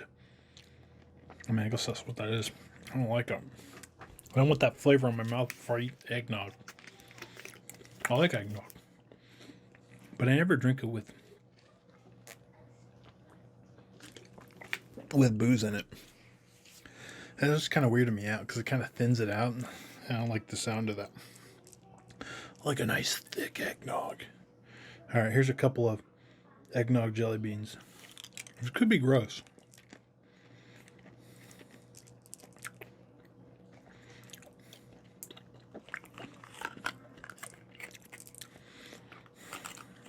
Doesn't really taste like eggnog. I kind of taste like, you don't put cinnamon in eggnog. What is it? Nutmeg? What do you put in eggnog? It tastes like that with like the aroma, like the stinky chew aroma of eggnog. Not what I was expecting.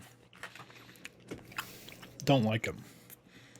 When I get Jelly Bellies, I kind of stick to fruit stuff. The non-fruit stuff kind of weirds me out. So let's try pumpkin pie. I feel like tiny little jelly beans don't play very well for an exciting video, and unless they taste like dog food or vomit. My wife was like, "Oh, you should get those and do them with Henry," and I'm like, "No, Henry's gonna barf everywhere." Ugh, pumpkin pie's gross. I don't like these. All right, one more. Let's do a cranberry sauce, then end this. Cranberry sauce kind of just tastes like cranberries, which isn't bad. Kind of pleasant. Kind of cranberry saucy. Not bad. I don't know. Anyways, that's it. More holiday treats. Maybe next week I'll eat that elf cereal. Maybe I gotta do something more exciting for next week, because I think that's the last one before Christmas. Anyways, I'm still trying to finish up games. Starting some new ones. I'm thinking about getting that Shovel Knight puzzle game. I don't know, has anybody played that? Oh, and if you haven't played Chicory yet, it's probably my favorite game of the year. It's on Switch now, with touch controls. Perfect for that game. Anyways, buy it, and have a good week. Bye. Bye? If that worked, I don't know. Transformers is the like geek nerd thing that I never understood. I don't get Transformers. Although I still have heard good things about Bumblebee and just haven't watched it yet. I've heard that too. Bumblebee, I've seen it. It's all right. Which is more than I could say for most of the Transformers movies. All right, anyway, sorry, we're getting way off topic. Welcome back to the show, everybody. We have a lot of news to cover this week. We're going to talk about the Game Awards announcements. We're going to talk about that sweet new Splinter Cell remake that was announced today. Before we get there, Chris Davis, you have a game you've been playing. You've been playing Shadow Tactics, but specifically an expansion for Shadow Tactics. A return to Shadow Tactics, yes. And is this the same team that did Desperados 3? Yes, this is Mimimi. It's that exact same developer as Desperados Fantastic 3. Game. I'm sorry? Desperados 3, fantastic fucking video game. Fucking excellent game. Excellent game. And it's the same team that worked on the original Shadow Tactics, and it really shines through just like how good real-time tactics games are. So this is an expansion to Shadow Tactics from 2016, which, by the way, earlier this week was free on GOG. I don't know if it still is, but I hope people get it because Shadow Tactics Blade to the Shogun is a really fucking good game. This game is on my backlog. Well, I mean, especially after having played Desperados 3 and absolutely falling in love with it, we'll eventually play this faux show. Yeah, like it does. There are mechanics to Desperados that are not in this. And going back from Desperados 3 to play this new expansion for Shadow Tactics, you kind of feel that this is a little bit of older game. Step backwards, maybe? Just a tad. Like this Shadow Tactics doesn't allow you to have a non-lethal, really like takedowns of enemies. You can knock enemies out, but you can't like tie them up and hide them. It's really a more like you're fucking. But you can hide samurai and shit. But you can hide the bodies. So yeah, you can hide the bodies, but you're gonna be killing a lot of people. Gotcha. Which is a problem for you because you have to go non-lethal with almost any game you play. I mean, right. if there is a pacifist option that's fully viable throughout the entire experience, then yes, I want to experience that. And you can't do that in this, but you can still have a hell of a lot of fun. Did you play through Desperados 3 and not kill anybody? Except for the main bad guy at the end that you absolutely had to kill. You are a crazy person. You are a crazy person, Chris Davis. I love that challenge, though, man. But man, you're like it's just like Dishonored, man. What's wrong with that? You're like intentionally. We don't have to go into it. You're intentionally not experiencing mechanics of the game that are incredibly fun. But whatever. I get it. It's cool. We don't have to have that debate. I mean, it doesn't sound like you get it, but okay. Anyway, I don't get it. Yeah, but that's okay. So this expansion takes place in the middle of the narrative for Shadow Tactics. It's centered around the character Aiko, and it's a little adventure focusing on her and her legacy. Which is someone who's never played it. I have no idea. What it sounds like I should probably. She is a kunoichi. She in the original game, she comes and joins your band and helps you hunt down the main bad guy, basically. Okay, that's all I need to know. I am going to play Shadow Tactics. Okay. Well, I won't spoil anything, but she's a fun character, and they do take some good time to flesh her out. Because there are some narrative beats that they just pass over in the original game that you don't need to fill in the details, but it'd be nice to have. And that's what this is. It's filling in some of those details that you didn't know about, but now you understand better. I have a question. There's a little animal you're controlling on the screen. Is that a cat? Raccoon? No, that's weasel. What is it? That's a tanuki. That's a real thing? A tanuki, yeah. Nicholas. I thought that was just a Mario suit. Oh. No, that's actually based on a real thing. A real animal? Man. It's like a raccoonish dog thing. Or Tanuki's like the mythical version. I don't know. Oh. Well, that's So anyway, cool. I had no idea. So the mechanics in this game is that one of the guys that you have is an old man, and he's a sharpshooter, and he's got this little companion Tanuki that goes around with him named Kuma, and you can position him along somewhere a certain distance away from him, and you can use him to attract and distract guards for a little while, like I did in this footage here. So I a Japanese raccoon dog. Yeah. Oh. Interesting. God, come on. And they're adorable. Sorry, yeah. So sorry. Continue.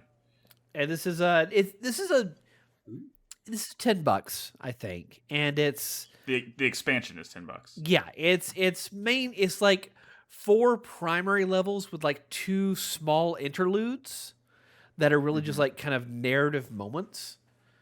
But every single like grand level in this feels so good.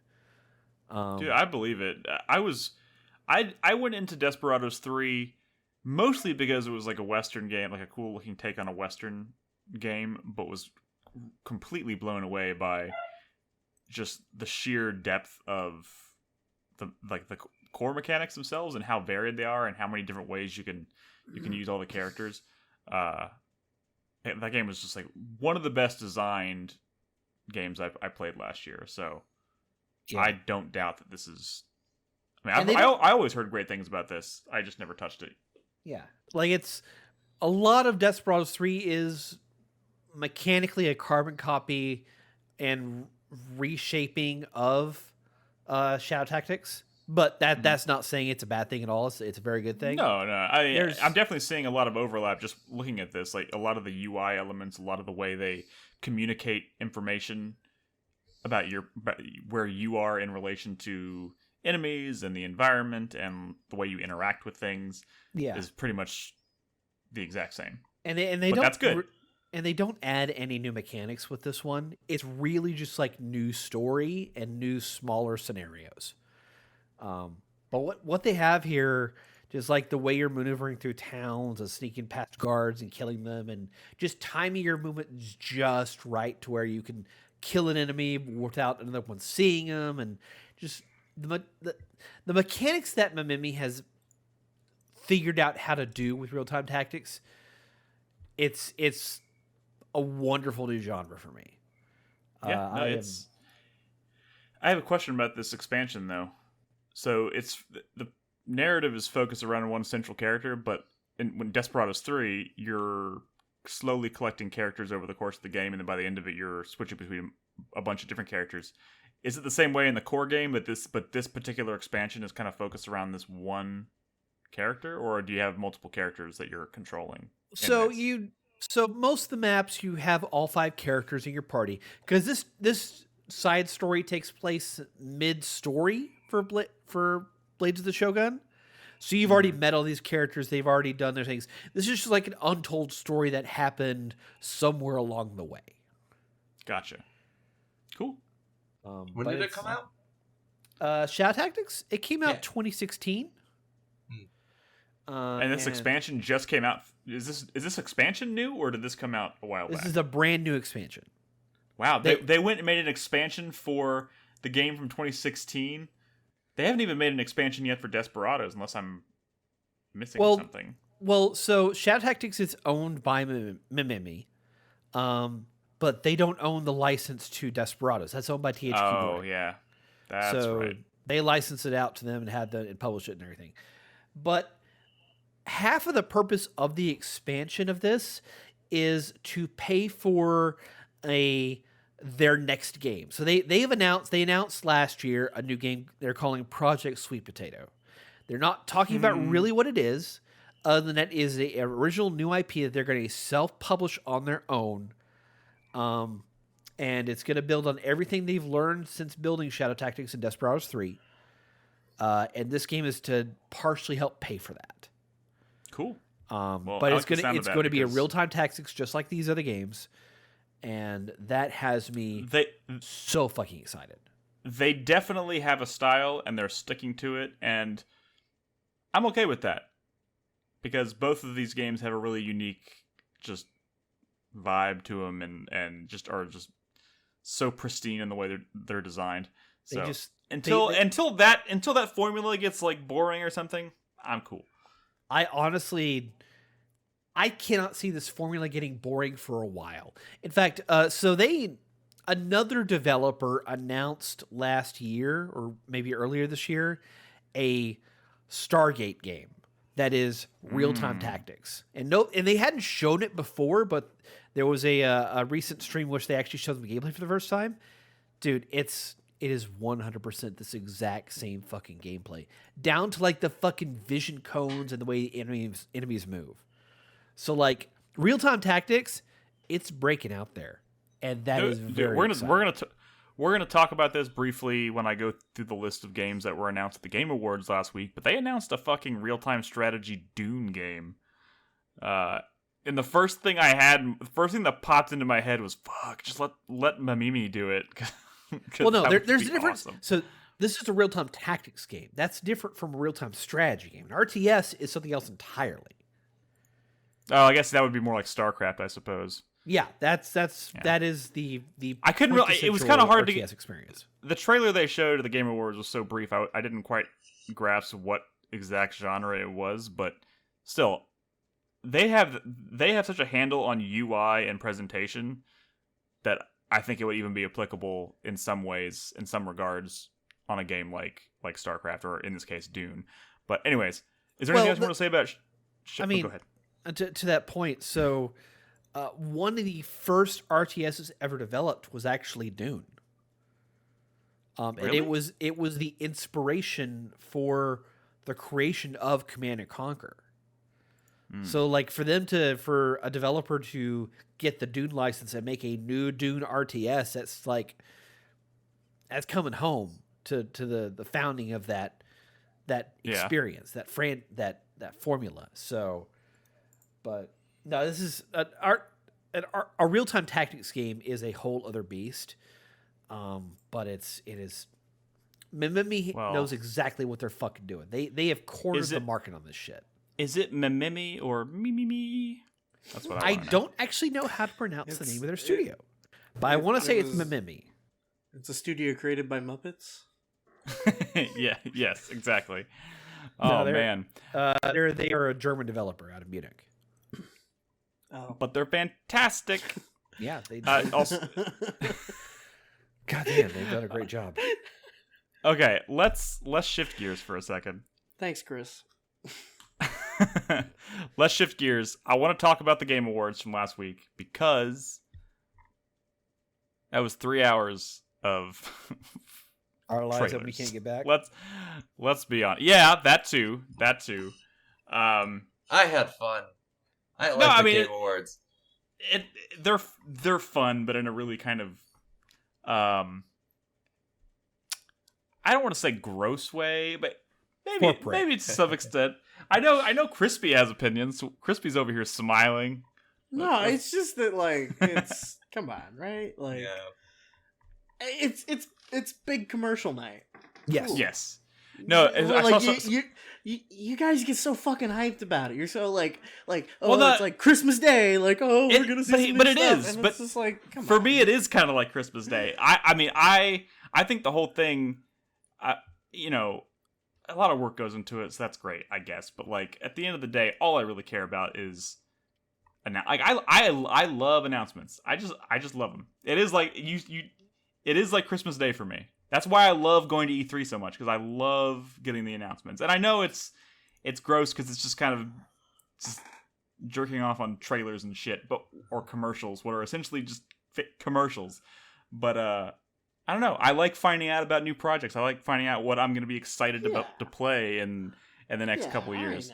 I know, but it's Somebody did time it though. Somebody did time how much time of the Game Awards was dedicated to giving out awards. And it was like 34 minutes, which amounts to about 17% of the time, which is kind of like, what? Yeah, I mean, I don't think anyone is trying to hide the fact that this is a show for commercials. It's especially strange watching at home, and because a lot of the time it's like Jeff Keighley is standing in like this weird podium, kind of off to, like behind, like to the side and kind of behind the actual like stadium seating, and then he does a bit. He talks about something, he introduces it, and then a trailer plays on the screen or whatever. But like the entire time I'm sitting here thinking like the people in the audience are just staring at nothing. Like while he's talking, he's behind them. You were so. I mean, they're not staring at nothing. There's like a screen that's not on camera that they're looking at. You were so concerned for those people. I mean, I'm just thinking about. Like, they got to see the trailers, right? They got to see the trailers. No, I mean, well, of course they did. I'm just like I'm thinking about like when you watch like the Oscars, whatever, like. The people who are hosting the Oscars, the people that come out to like introduce things, that come out on the stage in front of people. Yeah, it is just. I was just like they know Jeff Keighley's behind them. It's just weird. I don't. Whatever. Let's talk about everybody tunes into the Game Awards to talk about the fucking trailers. So I have an extensive list here. We're not going to talk at length about all of these things, but I'll rattle through them. There is some stuff in the pre-show that's maybe worth mentioning. They announced Homeworld 3. I don't know if anybody here has any connection to Homeworld 3 or Homeworld as a series, but that seemed like a pretty big deal. I have some friends that are big Homeworld fans. And a new Homeworld game, it's been a fucking long time coming for them. It's been rumored for a long time, so that was great, I guess.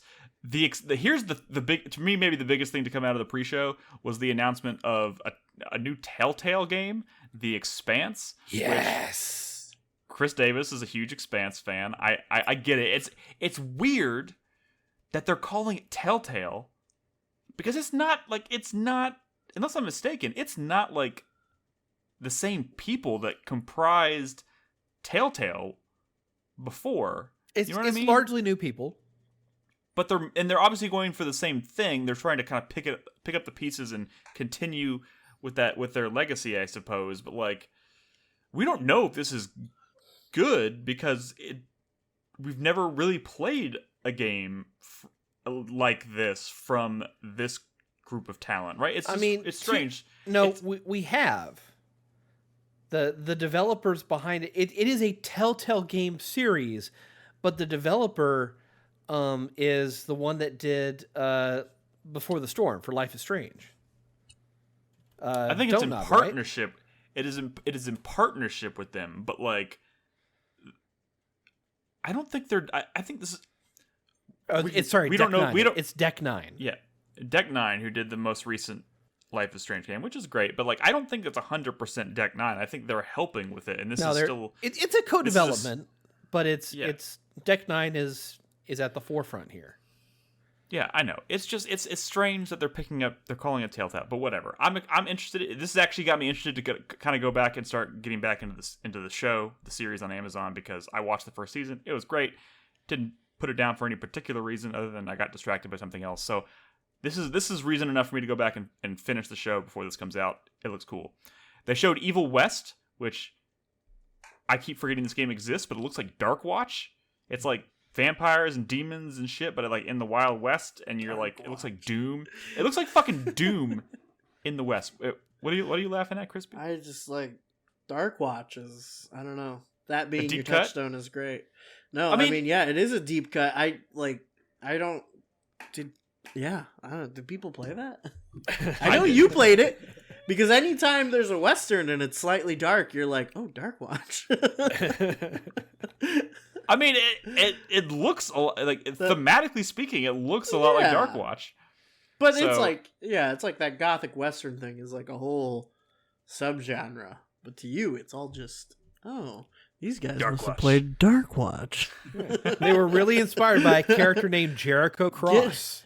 Getting a lot of Boss Baby vibes from this. Jesus Christ. Oh my god. Okay, moving right along. They showed more Planet of Lana, which looks really cool. This was actually announced at I think Microsoft's thing a year ago. I can't remember what the name of the event was, but it looks kind of like a Studio Ghibli like 2D side-scrolling platformer type thing, with a lot of style, a lot of color, a lot of flair. It looks really cool. The trailer doesn't really necessarily tell us much about what the gameplay is like, but it looks beautiful, and I'm into those kinds of experiences. Who doesn't like a good 2D pixel art? I don't know, this may not be pixel art technically, but you know what I mean? Like, beautiful side-scrolling platformers. I'm in. And they closed with Persona 4 Arena Ultimax, which... Yes, it's good. It's an arc Merchant's system. happy. Yeah. It's I mean, it's not a game I was particularly good at, but it's just one of those games, those old arc system games that was trapped on the PS3. Like you couldn't get Ultimax anywhere else, so that's another win to get one of those trapped games off those old consoles. Yeah. Yeah, Atlas is finally learning their lesson that they need to port stuff to other systems, and it will sell gangbusters. Yes, it probably will. There's okay, still like 6 more Persona related announcements coming, so hopefully Switch related. Hopefully things. one of them is Persona 6. All right, so getting into the actual Game Awards now. Strangely enough, a little front loaded. Actually, not strangely. Somebody pointed out to me that this makes the most sense. The more a company pays to have their game featured, the earlier they're probably going to be featured, because audiences start to kind of drop off towards the end of the program. It's a 3-hour show, man. Yeah, which they keep getting longer, but whatever. I mean, there's a lot of stuff to cover. But they opened with Hellblade 2. We finally got to look at that. Although, while I'm still totally on board for this game, and I loved Hellblade 1, this didn't do a lot for me in terms of like showing me what's different about this game, or I was kind of expecting it to be bigger in scope, have maybe deeper mechanically speaking, but this was very cinematic in nature. Really cool looking, but very cinematic in nature. Oh, that was all gameplay though. Oh, I know they were trying. the first game was very cinematic too. No, I know, but like it seemed to me like Ninja Theory was purchased by Microsoft, so they were putting a lot more money into this, so that I thought that when we finally saw this, it was going to be like, it's one of the situations where it's like the first game was independently published or whatever and small, and then when we get the final sequel, it has a big publisher behind it, so it's just like huge in scope. You know what I mean? And maybe that is the case, but this trailer certainly didn't do anything to kind of show that off. When you have like maybe a 3 to 4 minute window to show off your game like that, you don't have a whole lot of time to show off stuff. That wasn't even a trailer, though. That was like an actual cinematic moment from the game, and it was 4 or 5 minutes straight of like the same scene, which is fine. But like, I would have preferred maybe a trailer with like a montage of different things happening, which is, I think, what most trailers end up being. I mean, after playing Hellblade 1 very recently for the first time, I'm glad that I didn't get a montage, because the way they build that narrative, if they want to follow that same kind of structure and stuff from Hellblade 1, we don't know. That's my point. We don't know if they want to follow that same structure. I think they want to.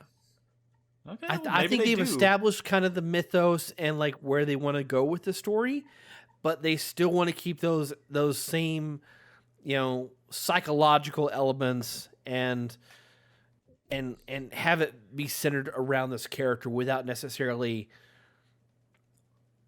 But they don't need to make this Breath of the Wild. They don't need to make this a giant open world thing. I'm not saying it needs to be Breath of the Wild. It needs to be some giant open world thing.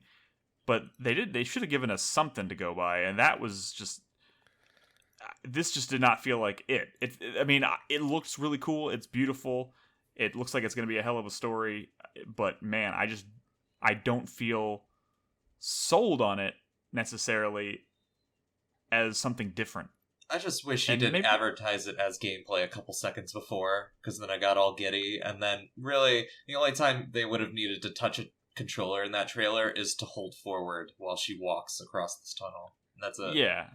Yeah, we didn't see any combat, and this is not me trying to knock on it. I'm still super excited for it. I was just hoping to get a better idea of what this game actually is, what sets it apart from the first game. Because when you first saw that first trailer for Hellblade 2, it set like a very different tone. It led me to expect more than this, but whatever. Another thing you're not thinking about is that there is more than likely at PR at Microsoft a a large group of people that are still reacting to how badly Halo Infinite's first gameplay reveal was held by the public.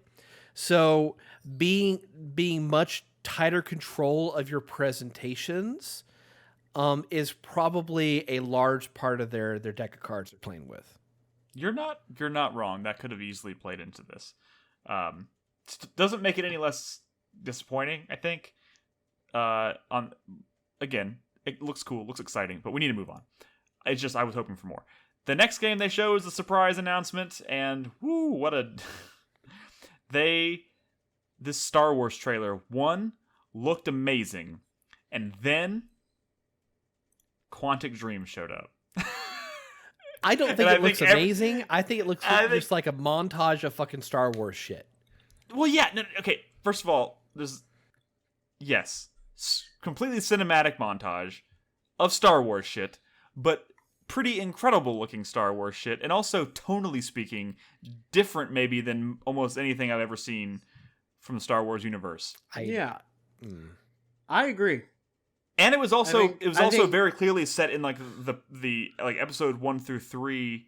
If you remember the first like 20 seconds of that trailer, you're like, what is this? Yeah. You know? Yeah, it does not look like Star Wars. Nowadays I don't think is a bad thing for Star Wars.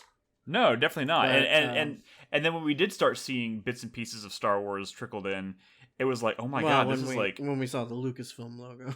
Yeah, Lucas. I mean, but for a minute there, people were like, "Is this the Indiana Jones game from Machine Games?" Like, because it was starting. Yeah. It looked very like it looked more like Indiana Jones. Well, it has subject matter, I think, at first, and then we get to the Star Wars stuff, and people started to realize, "Oh fuck, this is crazy," and it looks like it takes place in the episodes 1 through 3 era. Which, let's be honest, there's not been a lot of great stuff that's been made yet that kind of happens in that era. Everybody just thinks of episodes 1, 2, and 3. You know, I mean, maybe that's not entirely fair, but a lot of people, maybe I'm just speaking for myself, I just haven't seen a lot of great stuff from that era. Almost everything is. You didn't watch Clone Wars, did you? I tried. Clone Wars was the best thing to come out of that generation. Bad Batch was pretty cool. That's what I keep hearing. There is cool stuff if you know where to look. But I get what you're saying. Zook in chat says the High Republic era, I guess is what it's called. Well, right? The High Republic, yeah, that's like what they're doing now with, I don't know, like their multimedia publishing initiative. Yeah, they have this era that's like 300 years before the prequels. Mm-hmm. That they call the High Republic. Is that when this is supposed to take place? Is that what he said? I think it might be. Yeah. I mean, I don't think it obviously takes place like in the exact same time frame as cool. Like, episodes 1 through 3. But yeah, a lot of imagery, a lot of callbacks to like things that made me think of the prequel movies. Well, they're straight up. They're straight up like a scene in the temple on Coruscant with Yoda looking out the window. Yeah. So yeah, it looks like the prequel, but. Who didn't look a ton younger, let's be honest. I mean, I did not feel this trailer at all because it was largely just a montage of Star Wars. This is a flip case from like what we're talking about with Hellblade, in which like I would have felt much better about this if there would have been some gameplay to go off of. But this game is still like 3 or 4 years out. Nothing here. I know, dude. This is coming out 2023 I think 2024 may have even been the year they were talking about. This is and who knows if Quantic Dream's even still going to be a thing then? Yeah, exactly. Good question. The irony here is that look at David Cage and be like, actually, yeah, maybe delete not. that trailer. What was that article from earlier this year where they were like, Quantic Dream developers cry in court, ask if it's okay to lie,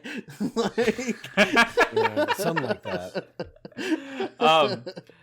It's so funny. It's so sometimes I when I realize just how different Chris Davis and I are when it comes to like what we want from trailers and whatnot. Because I was way more into the Star Wars thing than I was the Hellblade thing, just because I knew what I was looking at when it came to. I knew I was looking at just a fancy cinematic montage of Star Wars. Hellblade was, I don't know. I still don't really know what the fuck I was looking at other than like a cinematic from the game that had no context either. I mean, if you would have just removed like that title sequence from the end of that trailer, I would have thought I was just looking at more Disney-made Star Wars stuff, and I would not know that was. Well, you are. That is you are looking at more Disney-made Star Wars stuff. It's Star Wars. Disney's attached. I just don't trust Quantic Dream right now. Oh, I don't either. Oh my God. I mean, like I just watched the trailer again while we were talking about it, and I was like, "This is pretty cool." And then at the end, the Quantic Dream logo comes up, and my soul just went. Man, God. From the developers behind Beyond Two Souls. From the visionaries who brought you Detroit. Oh God. Remember when we solved racism?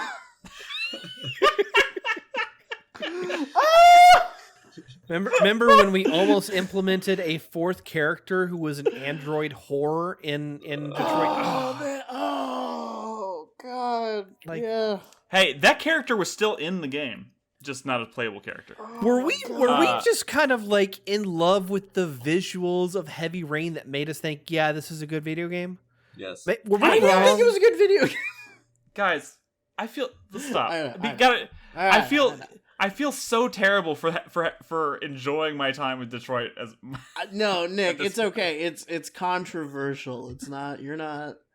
In my defense, I remember when we were having conversations about Detroit, and people were starting to talk about all the shit that put them off, and I was like, "Wow, that did not happen in my game." The stuff that you like, I get, and I also actually kind of like the Connor stuff in that game is pretty good. Like when they're just doing like detective police procedural stuff, that game was like really cool.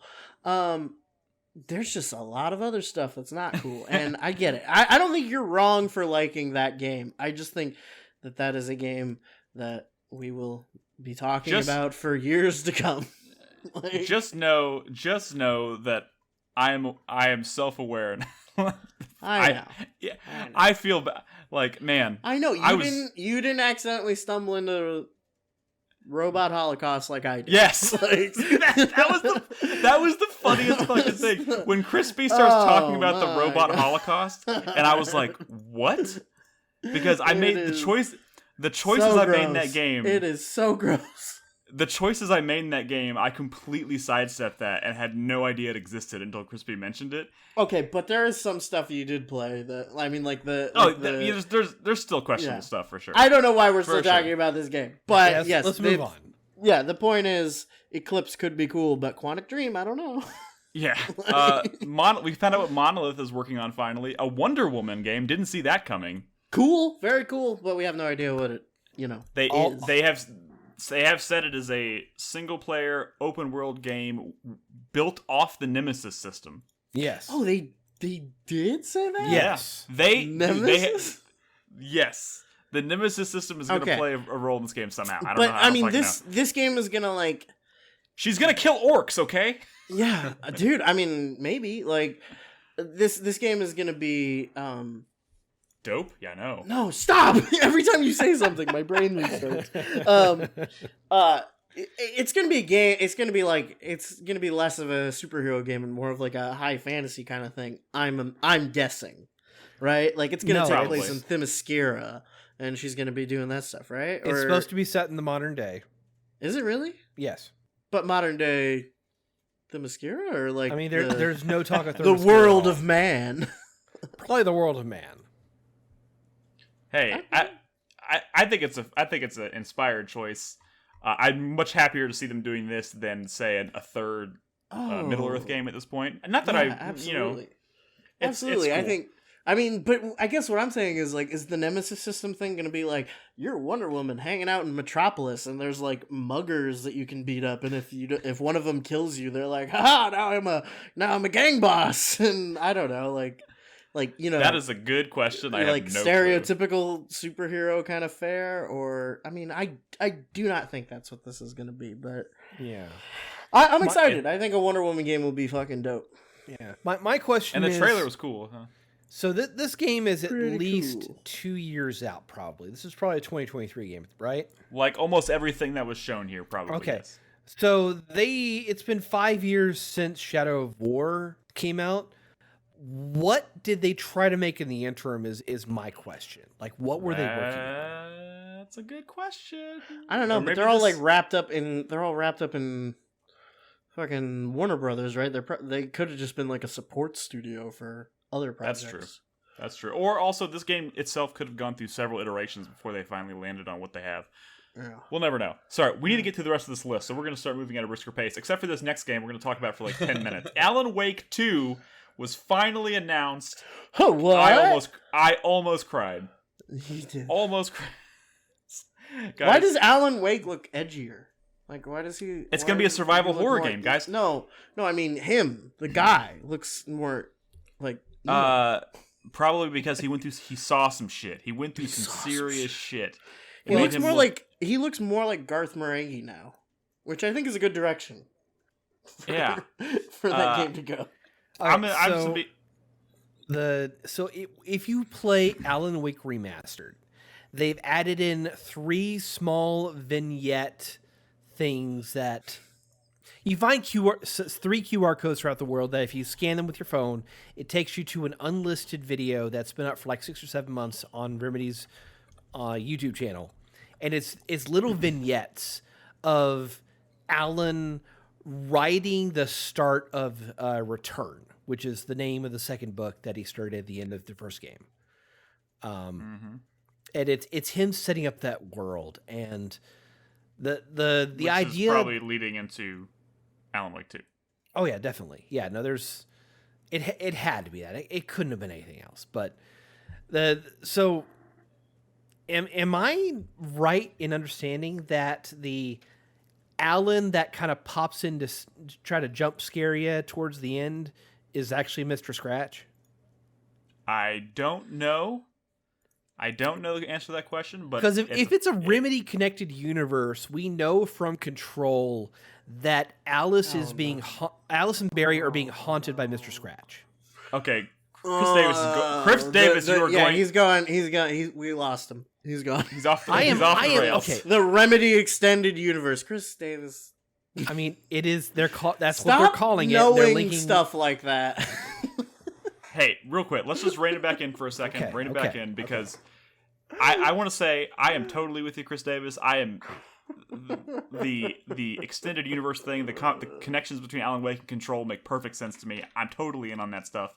I hope they go further with it.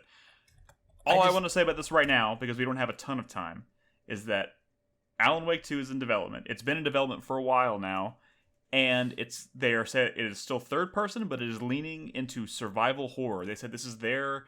Well, Alan Wake 1 had horror elements. They said it was still an action game. This is their take on survival horror as a genre, which is incredibly exciting because Alan Wake played like a dream, and I loved what they did with the horror stuff, but it always felt a little like it was kind of the secondary focus of that game. Were you Alan Wake fan? Shut up, Crispy. So to hear that they're taking a stab at this, which probably means like limited resources, scarier tone, just darker shit all the way around, which the trailer seems to suggest. Like, I'm all in. I'm 100% in. I'm excited now that I don't know how they were. How was Remedy when Alan Wake came out? Were they like a big name? Was that their first title? I mean, no. Max Payne was their first. That's right. Yeah, Max Payne was their big baby. Yeah. The problem with Alan Wake when it launched is that it launched day and date with Red Dead Redemption 1. That's right. Yeah. That's why it didn't sell a lot of copies. I'm hoping they do have way more money and time and people to work on this to really bring out the ideas they had for Alan Wake 1. And I think they do. I think they certainly do because they're a much bigger studio now. They got more support. Alan Wake 2 obviously is going to be building off of what they've already been doing before. It's not going to have Alan Wake 1 had an incredibly troubled development cycle, 10 years. So that's not going to be the case here. They've put out several games since then. So they finally have a rhythm to their development process. So I have high hopes. Yeah. Alan Wake 1 was originally going to be an open world game. Yeah. And this is probably going to be that to some extent. Yeah. Okay, moving right along, we have Slitterhead, which is from the first game from Team Boca Team. I think it's I the hate creator that of name. the creator of Silent Hill is making this game, and it looks fucking weird and wild, and I have no idea how to feel about it, but It looks like a good weirdo AA game, which could be like good or bad. yeah, but it could be a Shadows of the Damned. It could also be a Never Dead. I don't know. Yeah, that's actually a really good way to put it. But I mean, we don't even know. Like, this may not even be a fucking horror game. Like, it could. It's a horror game. It's a horror game. It looks Yeah, like but a character it could be action like thing. Let It Die. You know, it just something really fucking weird that just happens to have grotesque monsters. That's I suppose that's fair. But either way, I'm curious to see what this is. We have Nightingale. I don't remember which game this was. I think this is the one that kind of looked like a MMO-esque. Like, oh god, I didn't write any notes on this one. I don't fucking know. There's a game called Nightingale that was on there.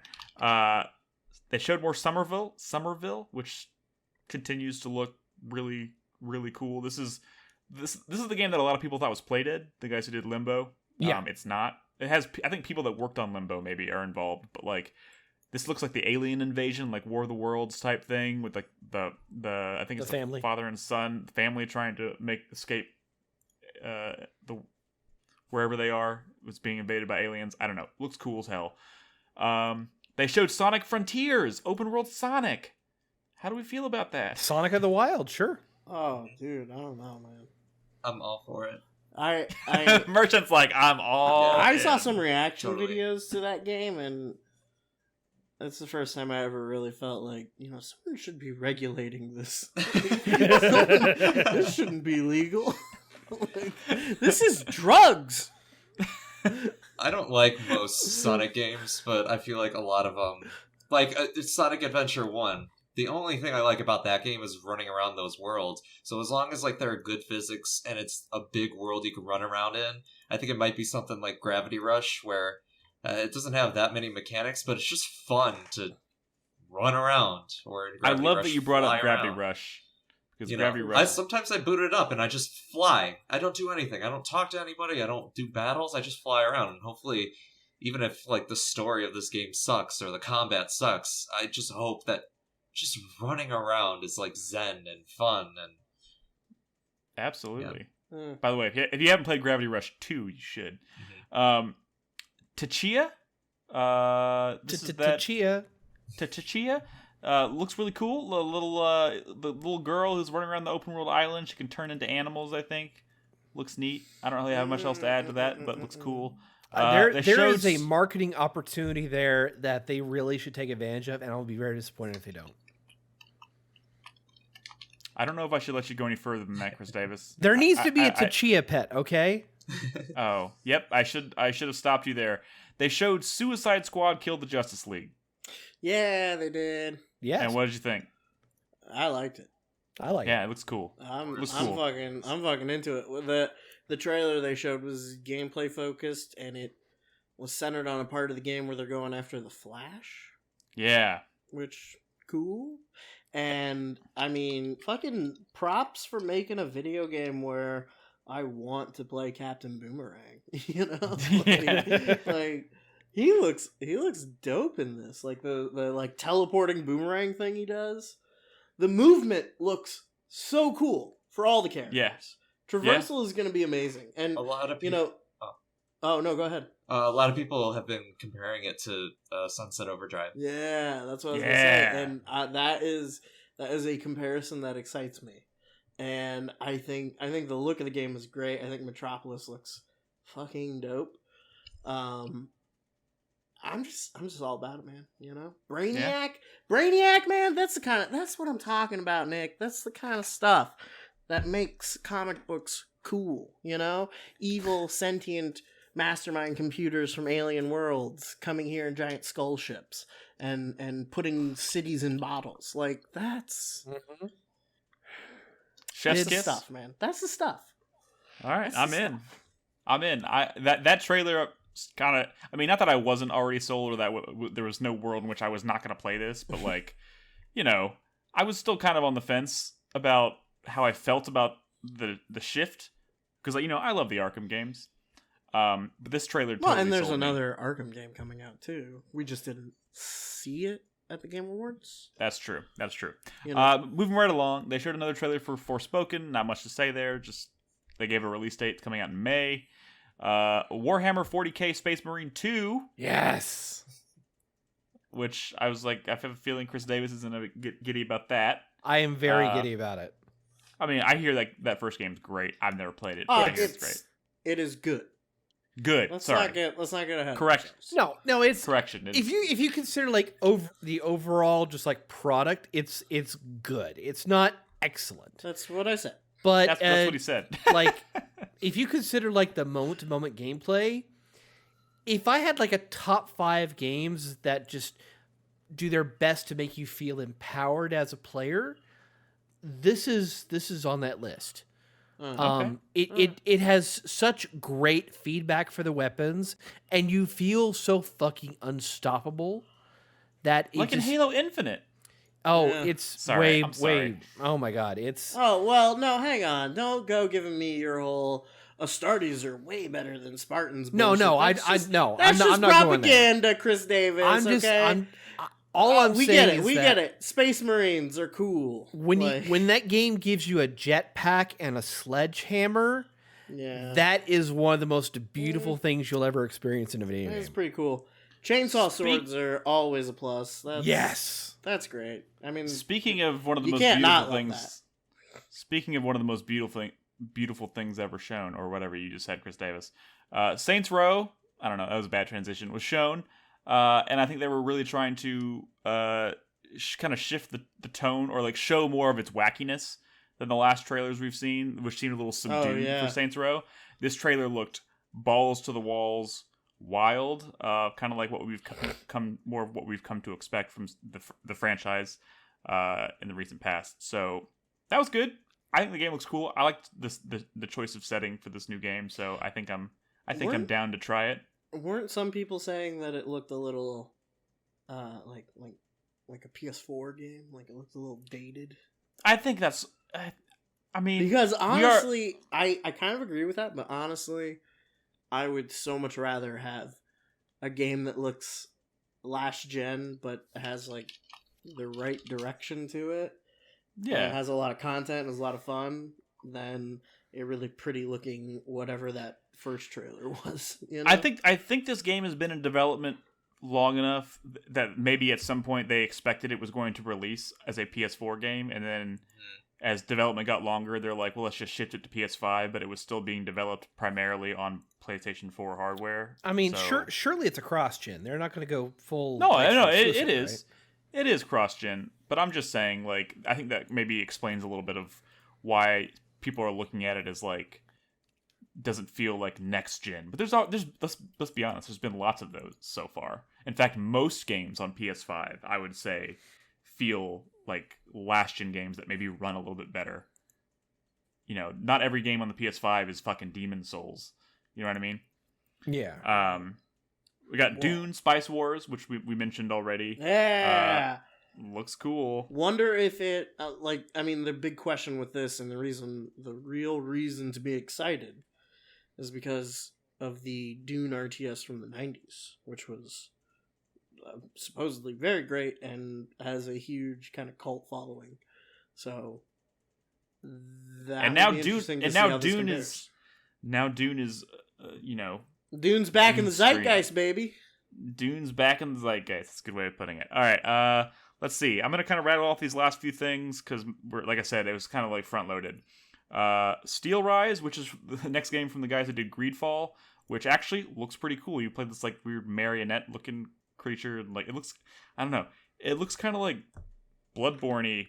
I mean, not trying to draw actual comparisons to that, but like in terms of like kind of aesthetic. The vibe. It's like Greedfall meets Bloodborne. I don't know. I'm into it. Metal Hellsinger. I don't know what this is. Oh, this was that weird metal music game, which, I'll play that. VR, I believe it was. Yeah, it might be. Star Trek Resurgence. Star Trek Resurgence, Crispy. Yeah, I Jesse. heard you. And I am I'm excited, but I don't know what for. Yeah. If that makes sense. Fair enough. Which, honestly, this is a great time for them to announce this game because I am like right in the middle of a big Star Trek bent right now. I mean, it's from the developers Dramatic Labs, and they are primarily ex-Telltale. Ex-Telltale, yeah. Which, honestly, I think at this point I played more Telltale games that I was kind of just meh on than ones that I really loved. So I don't know how much weight that carries with me. I love Star Trek. I have opinions about Star Trek like a lot of Star Trek fans do, and I'm cautiously optimistic. Let's just put it like that. I think it's cool that they're doing kind of like a 2 point of view characters, like a lower ranked character and then a higher ranked engineer. But yeah, I don't know. I'm not ready to get super excited yet. Because let's be honest, most Star Trek games suck. Do you think we'll ever get like a proper AAA like Star Trek game? I don't know. I think I don't know because I don't understand why the studios that get contracts to do Star Trek games get those contracts. I don't know. There's probably a whole thing to do with that because the rights. I don't know, man, and it hurts me inside. I feel you. It hurts me inside. You. But there is this weirdness with the rights where like CBS and Paramount both kind of own Star Trek, but not really. They only own certain aspects of it. It's like a Spider-Man situation. So maybe that makes it really difficult to make a good video game. I don't fucking know. Like, so one day, does Roddenberry's estate actually own the rights, or no, not at all. Okay. I don't think. Yeah, I don't think they have any. And I mean, CBS owns the rights to the television show now, but that's a more recent thing. I don't fucking know. It's confusing and it's stupid and I hate it. Maybe I don't know. Is Paramount are Paramount and CBS like together now? I don't know. I don't even know what the fuck I'm talking about anymore. Star Trek game. I heard Could they're be with cool. Pete Davidson. Shut up. I'm sorry. Shut the fuck up. All right. A Plague Tale Requiem. They showed that. Let me tell you, that game. First of all, Plague Tale Innocence, solid ass game that more people should play. Yes. Plague Tale Requiem. I don't know. That game looks straight up. I don't think it's going open world, but that game looks much bigger in scale and scope. Probably, and it looked slightly less linear. Slightly less linear is probably a good way to put it, but it looks beautiful, and I'm ready to go for some more rat horror. Yeah, she has a cool crossbow now too, so it's probably a bit more action oriented. But man, that slingshot from the first from Innocence is pretty great. It was pretty good, but like that was just only because it was a one-hit kill with that. Like, and it was really just like. There were some sequences in that first game where there was combat required, and it did not feel good. No, you're right. I mean, but let's be honest, it's a focus home entertainment game. Their games are always look really cool, and they have cool ideas, but mechanically speaking, they never really feel as good as you probably hope going in. Almost every game I've ever played from them has the same thing, but they have really, really cool ideas and aesthetics and tones. And that goes a long way, I think. They showed a little bit more Crossfire, which is that game Remedy is helping make the campaign for. Mm-hmm. Looks cool, I guess. They announced they shadow dropped GTFO 1.0, I guess. Right, that game is out now. Yep. And then they closed with Arc Raiders, which is from a new studio. And it's a multiplayer. I don't know if you want to call it an MMO or like is it a Destiny like? I'm not really sure. it's a co-op PvE, so a little bit Destiny like in the co-op aspect. But this is from Embarker Studios. It's a new studio from former DICE devs. So there's a lot of old Battlefield DNA in there. This was the highlight game of the entire show for me. Really? Yes. I thought it looked cool, but I'm not necessarily sold on it yet. But it had a good aesthetic. To me, it looks like Earth Defense Force with a budget. That's right. This is the one that people kept saying, Earth Defense Force with money. Yes, that's the one. It's kind of hard to describe. It's one of those things where I think you should probably just go watch the trailer for, because I don't know. It's hard to kind of evoke those ideas and thoughts. I need to go watch it again, actually. But it's called ARC Raiders, and that was what they closed with. So check that out. All right. We made it through the Game Awards. One more thing before we do the 4-player minute. I want to just briefly talk about the surprise announcement yesterday for Splinter Cell. Ubisoft just randomly decided to announce a remake for the original Splinter Cell. And everybody obviously immediately thought of Chris Davis. Chris Davis has been... There were welfare checks on me. Chris Davis has been suffering through the abandonment of Splinter Cell for years. Abandonment and misuse and abuse. Before we get to just kind of how you feel about the announcement, can we acknowledge that the announcement itself was weird? They just dropped it in the middle of the day on a Wednesday, and it was like not even a trailer. It was more like a social media post with a video that wasn't a trailer, but just kind of a look back at Splinter Cell as a franchise, and like members of the team talking about how exciting it is to be working on a remake of the original Splinter Cell, and it was just weird. It was a weird way to announce this. But how do you feel now, knowing that they're actively working on Splinter Cell, but it's remake? Now, based on the interviews with the staff there, based on what they're saying about what this game actually is, I do feel a lot better and much bit more optimistic than I was previously. They have confirmed this is a full remake of the first game, and that it is linear and not open world. So a lot of that inherent open world Ubisoft bullshit is probably out the window. Well, I don't even know how you could do it. You could remake the first Splinter Cell and make it open world, because it's a globetrotting game, right? Yeah. Yeah, I mean that in and of itself should negate that as an option. But they have said they're working on a open world version of Splinter Cell that's been kind of teased at some point. So I have a feeling that still exists somewhere, but it's not this project. Well, if it does exist, I mean that was the rumor for this Splinter Cell project.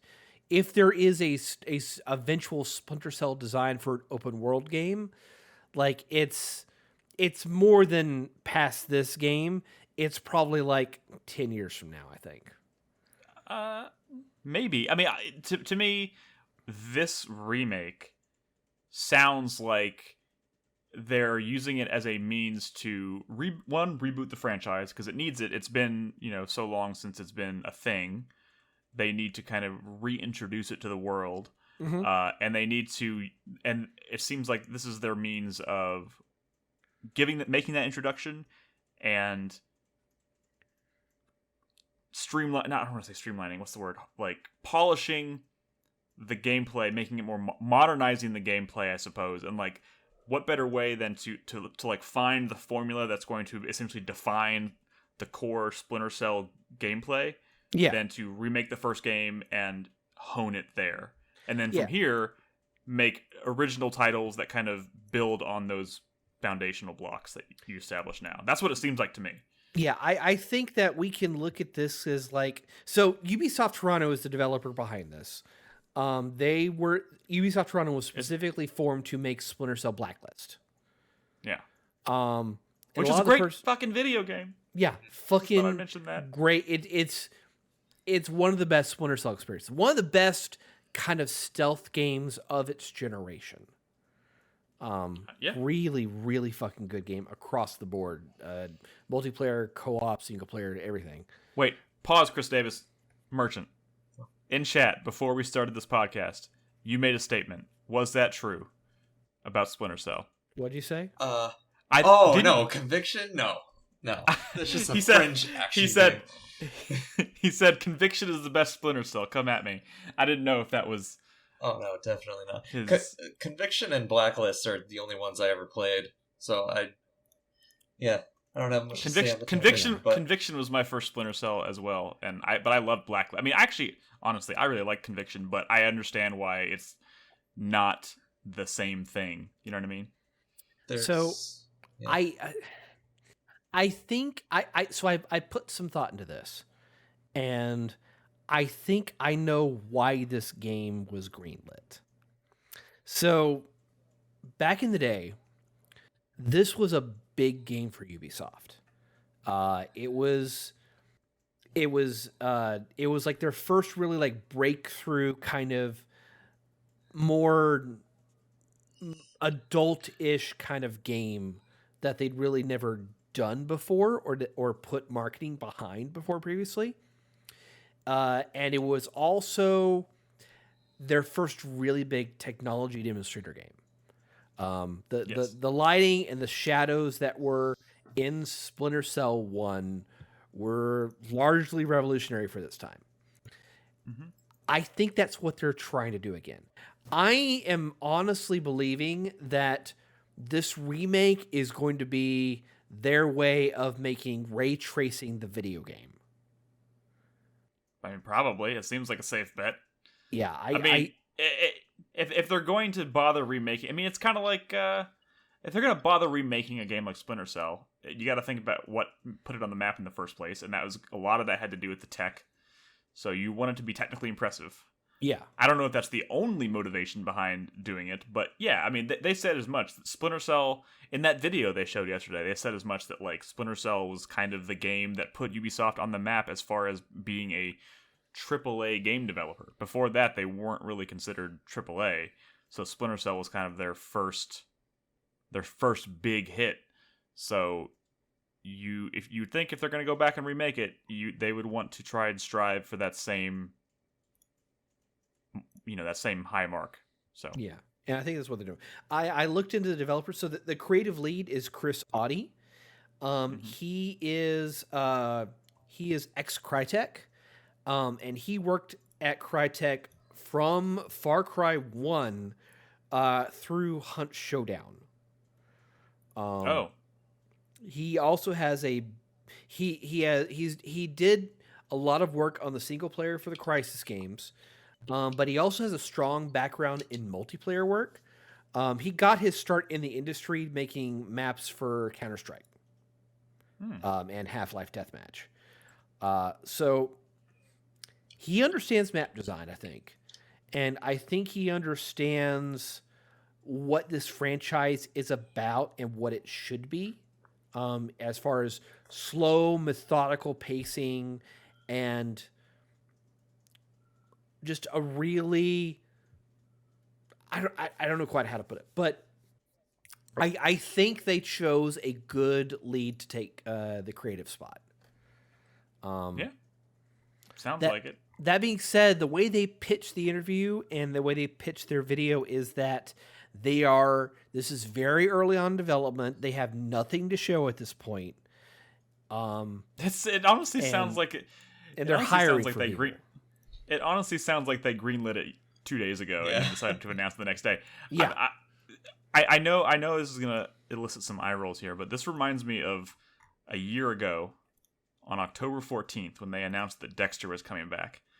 And they announced it, and I was like, this sounds like they fucking signed the paperwork yesterday, and they just wanted to tell everybody. If you go to the comment section of the Splinter Cell remake video, it's just hundreds and hundreds of people just, thank God, oh my God, I'm so happy, please don't mess this up. Yeah, but it's because they know they have something, and it's like, and Ubisoft, let's be honest, Ubisoft needs some, they're probably thinking we need some positive press right now, because everything about Ubisoft right now is just nightmare fuel. So honestly, it's kind of gross because it kind of feels like a smokescreen. Like they're just like, look over here, we got Splinter Cell's coming back, and it's just like, well, the other thing is that we're closing in on the end of the fiscal quarter, and the Game Awards was the last opportunity for them to have a product reveal to the world. And this is their way of boosting their stock price, basically. If you want the cynical view, that's what that is. Oh, we want the cynical view. Now, it's funny. I think I was listening to the Kind of Funny Games Daily, I think yesterday, when they were talking about this, and they stopped for a second. So they're like, "Wait a second, how many Ubisoft projects do we currently know exist but have no idea what the status of them is?" And they started listing them, and they got through like 6 before they were like, "Holy shit, what is Ubisoft doing?" They and don't know. Honestly, it kind of makes me nervous about this because they're really having trouble following through with a lot of the stuff that they're doing. If it's not Far Cry or Assassin's Creed or Ghost Recon, they really seem to not have a great track record right now in terms of delivering on their promises. Well, the thing with those games like Skull and Bones and Beyond Good and Evil 2, if that still exists, and a bunch of their other stuff, is that there is a it doesn't seem like there was a defined scope for what those games were going to be when they started development, and they just kept building and building, and things just weren't connecting, and they kept rebooting to try and fix it. Sure. This Splinter Cell remake, they specifically say, is a remake of the first game. It is a linear game. So they're not reimagining a lot of the gameplay. They're pitching it as that same game with modern conveniences. Yeah, but that also sounds like beyond that, that everything you just described exists on a piece of paper, a design doc that they submitted and it was approved, and maybe they have a tiny vertical slice of like wire mapped gameplay. You know what I mean? Like that might be it. So this game is probably very far off and also could change quite a bit before it's actually out. So who the hell knows? But I'm the only thing I'm a little bit sad about with this announcement is the fact that because this is a remake of the first game, odds are we won't see like any remasters of that original trilogy. And those games in and of themselves, like the movement and gameplay mechanics haven't aged as well as you think. But a little bit of touch-ups can go a long way, and I think those games need to come back into the public consciousness. Definitely, yeah, you're probably not wrong. All of that, but with Goemon. Everything you just said. It was first Splinter Cell, now Goemon. That was fantastic. You know what? I'm going to use that as the transitionary point. Splinter Cell's coming back. Congratulations, Chris Davis. It finally happened. But now we need to wrap up the show with the 4-player minute. I'm going to let... Oh, God. Who's ready to go right now? If I called on you, who's ready? All right, Merchant. Look at you. All right. You're up. So, all right. My hype is within the next 2 months, give or take 5 or 6 days, we're going to have Pokemon Legends, Dying Light 2, Sifu, King of Fighters 15, Elden Ring, and Horizon Forbidden West. Yes. They're all 2 months away. Like, kill me now. Yeah, right? We just keep getting closer and closer. My sweat is I want to play more Resident Evil 4 VR, but as much as I love it, I have to play it in the daytime because I've been having nightmares lately. Oh, yeah. shit. My girlfriend keeps telling me, like, dude, you woke up like 3 times last night. And I'll be like, oh, shit. Fuck you goes to time itself for just not being able to play enough games. I don't know where the time goes. It just disappears. And thank you to you guys for letting me on. You guys make talking sound so natural. I don't know. There's a lot of stumbling over words and stuff, but yeah, I mean, I've had 36 years of experience doing so. Of talking? Yeah. Well, you were on the Revival Club a couple times, or one time. I don't remember how many times you've done. But you struck me as you when you're talking about something that you enjoy, you do it well. So that's why you were one of the first people I thought of in the community who would be great to actually come on the show to, be a guest periodically. Thanks. So anytime. Thanks for being here. Yeah, thanks for getting me on. You're very welcome. Crispy. Ooh. Okay. You're up. My hype for this week is to finish Endwalker because it's fucking crazy. Fucking wild. Loving it. Cannot recommend Final Fantasy XIV. If they'll let you in. If I can get in. Like it is literally that Eric Andre meme. Like, it is horrifying. My sweat this week is for Halo Infinite. I am really enjoying the game so far. I've even kind of come around on some things I wasn't enjoying about it as much during my course of play, so I feel like my experience has been pretty positive so far, but I'm in that last, like, linear stretch of the game, and I'm just really curious as to how this whole thing lands, you know? So we will see. My fuck you for the week goes to Ubisoft and any of these other developers that are like getting involved in NFTs and all that bullshit. The next year or so is going to be a lot of NFT announcements with doubling down and NFT announcements with backpedaling and like, we're listening to you, the community. It's just a fucking mess and it's not cool, and I don't want to see.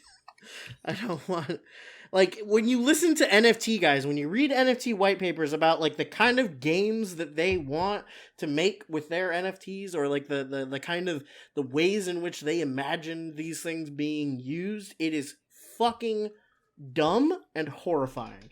Like the whole idea of like, oh, wouldn't it be cool if you could rent your sword to other players? No, that sounds like fucking hell. I'm gonna have to rent gear from players who play more than me, and like, oh, cool. Let's just bring rent seeking into MMOs and shit too. Like, can't fucking wait. Just fuck it. Just fuck all of that. It's so stupid. Make one NFT that doesn't look like shit, and then maybe we'll talk. Beautiful. Absolutely beautiful. Yeah. And my thank you for this week goes to the Drunken Merchant. Hey, thanks, man, for joining us. Oh. It's nice to see you. It's nice to have you, bud. It's nice to get some fresh blood in here. We don't get enough of it. Thank you. We need more blood. So we have aged coagulating blood. Thanks. Yes. Thanks for hanging out with us, dude. Anytime. It's fun.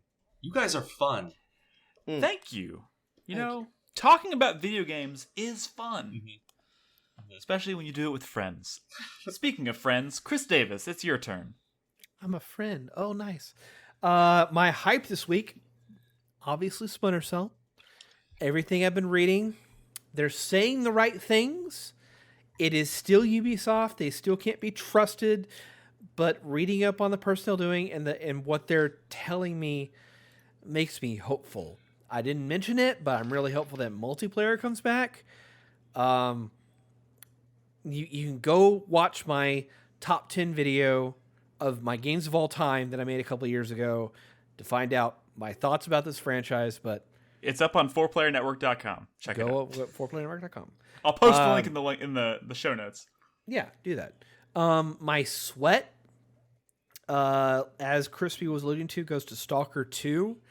So a couple days ago, for full context, they're one of them, aren't they? GSC Game World announced that they're including NPC NFTs in Stalker 2. It didn't go well. So much so that this afternoon they put out a letter saying, oh, we're doing this because we think it's the right thing to do and we think it's to be harmless. And then 15 minutes after they put that out, they deleted that. And then they put out a very brief statement saying, thank you for your feedback. We're cutting out all NFT development. Man, I thought that's why Crispy mentioned this. Yeah, that. I saw that, but I didn't know it was Stalker 2. I wasn't really paying attention.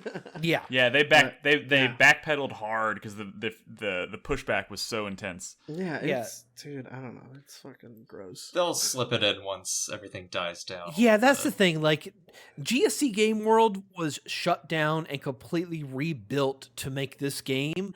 But it still has that scummy, like, owner, Glukowski, I think his name is. And this is just, I would not trust him not to try something else like this somewhere in the game. Yeah. Yeah, I would not put it past him to like incorporate some blockchain bullshit into it, so I am glad that they did decide to at least right now it looks like they're temporarily backing off of it, because if they hadn't at least done that, I would have been real iffy about even going in on playing this, which would have sucked, because I am very much looking forward to playing this game, especially after we did it for the Revival Club. Like, I am on board now for Stalker 2. This backpedaling needed to happen. Yeah, they were very careful in how they worded their NFT pitch, but they still weren't careful enough.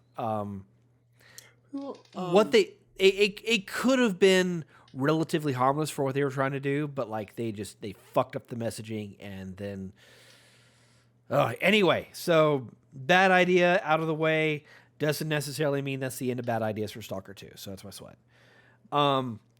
My thank you this week goes to whoever the arsonist is that burned down the Yvel goat in Sweden. I don't know who you are, but I salute you, sir. Thank you very much. Because do I want to know what this is? I saw you retweeting stuff about this, and I don't know what the fuck this is.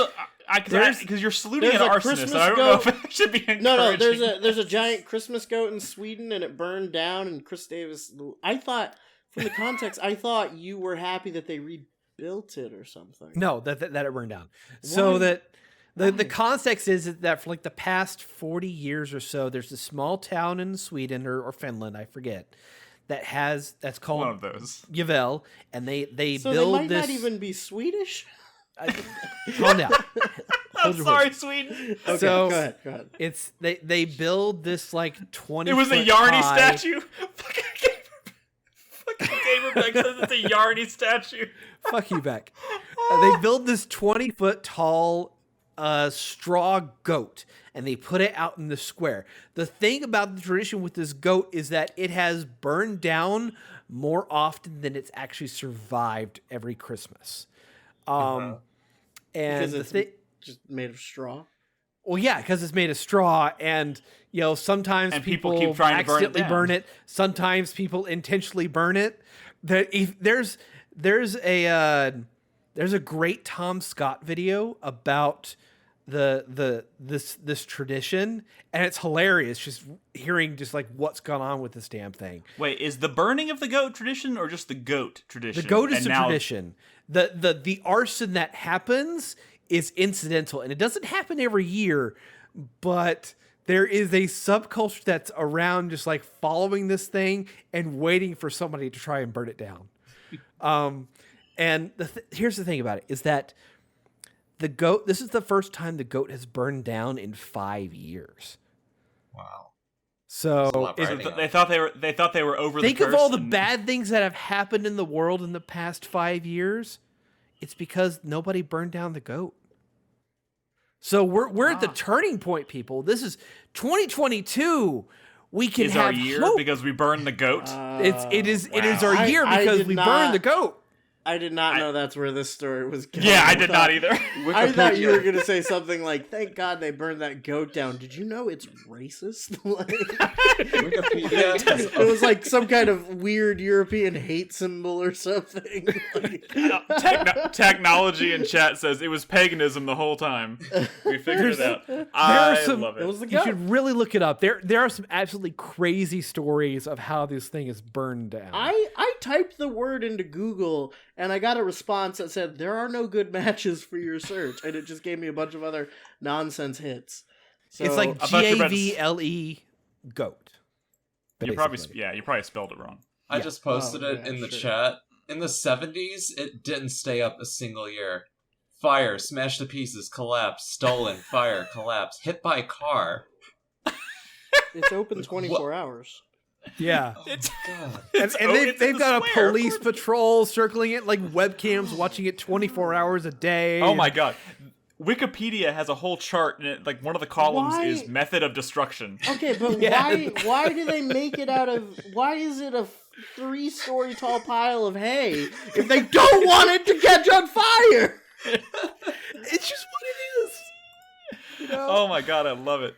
It's again, look up the Tom Scott video on it. It is hilarious. The shit's going on. Like that's part of the game, right? Like they. I'm gonna try.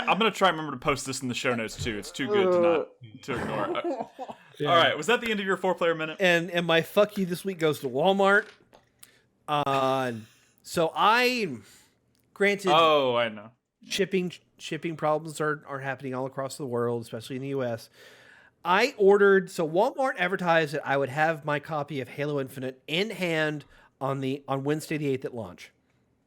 No, when they say arrive by the 8th, what they mean is that it'll arrive in our warehouses. We'll ship it out to you after that.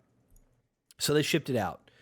And they shipped it, and they said, oh, it's going to arrive on Friday the 10th. I was like, okay, I can wait till then to play Halo Infinite's campaign. And then it got delayed. I was like, okay, I'll just go by GameStop. I'll pick up a copy, and I'll just return it eventually. And so it arrived in Pflugerville, which was a suburb of Austin, on Saturday. And it stayed in Pflugerville on Sunday. And it stayed in Pflugerville on Monday. And it stayed in Pflugerville on Tuesday. And it finally got delivered to me yesterday. Oof. And Walmart... So maybe your fuck you should be to the people in Pflugerville who didn't sort and ship that. Maybe my fuck you is to... No, my fuck you is still to Walmart for advertising the game as being in my hands on the 8th. And no, we're just going to ship it to you after. So fuck you, fair. Walmart. It's all your fault. That's fair. Thank you, Chris Davis. That's it. All right, my 4-player minute starts now. This has already been mentioned. This is the price I pay for going last. But my thank you this week, or my fuck you this week, goes to GSC Game World for, is it GSC or GCS? No, GSC. GSC. Oh, you don't even know, Nick. I'm not as yeah. Shut up, Crispy. GSC Game World's announcement for the NFTs. I'm gonna be honest. I still don't fucking understand what the fucking NFT is. I just know they're terrible and they suck, and I want nothing to do with them. And I saw this shit, and then I started reading about it, and I was like, this sounds not good, like at all. I don't understand what the appeal of this is. It's just gross. Somehow it's bad for the environment. I don't really understand that, but I believe it. Whatever. But my thank you goes to GSC Game World for recognizing that people didn't like this idea and backpedaling on it today. So thank you. I don't know if this is a permanent thank you or just a temporary thank you for now, but thank you for not putting me off of even buying your game in the first place. So thank you. My hype goes to Spider-Man No Way Home. Going to see it on Monday night. It's going to kind of suck having to try to get through the weekend without spoilers and all that shit. But I'm very much looking forward to it. It seems to be doing very, very, very, very well. And honestly, leading up to this movie, I was very concerned because I remember specifically how I felt going into Spider-Man 3 and how that movie had kind of a similar pitch where it was like all these different villains coming together. And it's like the biggest, it was teasing all this crazy shit like Venom and Sandman and the Green Goblin. And like, it just looks, every trailer, I watched trailers for that movie over and over and over and over and over again. And I was so excited. And I got to that movie, and that's one of the only times in my life I was sitting in the theater watching that movie for the first time, and I kind of wanted to walk out. But I didn't, because I had planted myself in the middle of the theater on opening night at midnight. So I couldn't, there was like almost no leg room. So I would have had to like do that awkward like shuffle out of the fucking aisle in the middle of it. So I didn't. So I stayed and watched the whole movie. But it was one of the biggest disappointments of my life as far as going to watch a movie. And I was sitting here watching, like, am I getting deja vu? Like, they're doing it again. Like, we're getting to the third Spider-Man movie, and they're doing it again. But it sounds like they kind of nailed the landing this time. Or so I hear. So I'm very excited for that. And my sweat goes to Dexter. I have only 4 episodes left, guys. 4 fucking episodes left. I'm sitting here having flashbacks today to, like, a year ago when this thing was announced and being like overjoyed, and like the wait for this season was so painful for me. And now we only have 4 episodes. I mean, less than 4 hours of new Dexter left, and I'm terrified. So that's probably gonna be my sweat for the next 4 weeks. Do we know if like they've greenlit another season, or is this it? That's a funny question you asked that. because it was pitched as a limited series, and the talent that is attached to this project very much seemed like we're coming back so we can give it a better ending. But it's also Showtime's cash cow, and it seems a lot like they're maybe setting up a spin-off, and I would not put it past them at all to spring a Season 2 announcement on us after the season finale airs, but it might be different. I don't know. A spin-off that's not about Dexter, but like it's Dexter approximate, or Sounds like they're setting up a spin-off for his son. New blood. I don't fucking know, but it's all signs seem to point to yes. Not to mention maybe he'll become a scientist. It'll be Dexter's laboratory. Maybe he will, Chris Davis. Maybe he will. But they just renewed Yellow Jackets, which is one of their new shows for Season 2, and that show is also great and doing very well. But Dexter is doing significantly better as far as ratings go, so it's kind of like, are they going to renew Yellow Jackets and just let Dexter sail into the sunset? I don't fucking know. I'm kind of scared to death because, you know, the original series ended in such a dissatisfying way that I kind of just want them to give it a better ending and let it be done. But at the same time, I'm enjoying this so much, I kind of want to. I just kind of want more. I don't fucking know. Yeah. I don't know, man. Yeah. Addict. So would you be more satisfied by either them having an extended series that runs for another season or two? What are we talking about? With a weaker ending, or would you be happier if they just ended the series with a good conclusion? It needs a good ending. That's the only thing I really care about. But that, Crispy, don't worry. I'm not going to sit here and talk about Dexter for the next 10 minutes, although I could. I know. Then let's. No. Thank you, Merchant. We're going to wrap up this show, guys. Thank you so much for tuning in tonight. Again, reminder, if you want to send in questions, news topics, whatever, for a future show, email us at questions@4playernetwork.com. That's in the show notes if you want to see it. It's the number 4. Don't forget that. And next week is our last regular show of the year. I think the week after that will be our preview show, our 2022 preview show. So, thanks for tuning in. Merchant, thank you so much for being here tonight. It's great fun to catch up and talk about video games with you. In the meantime, you can find us on 4playernetwork.com. You can join our free Discord at discord.gg/4player. And if you want to support us financially, want to throw $1 or $2 our way per month, it really helps us out. Patreon.com/4player. But until next week, be good to each other, have fun, play video games, and we'll see you later.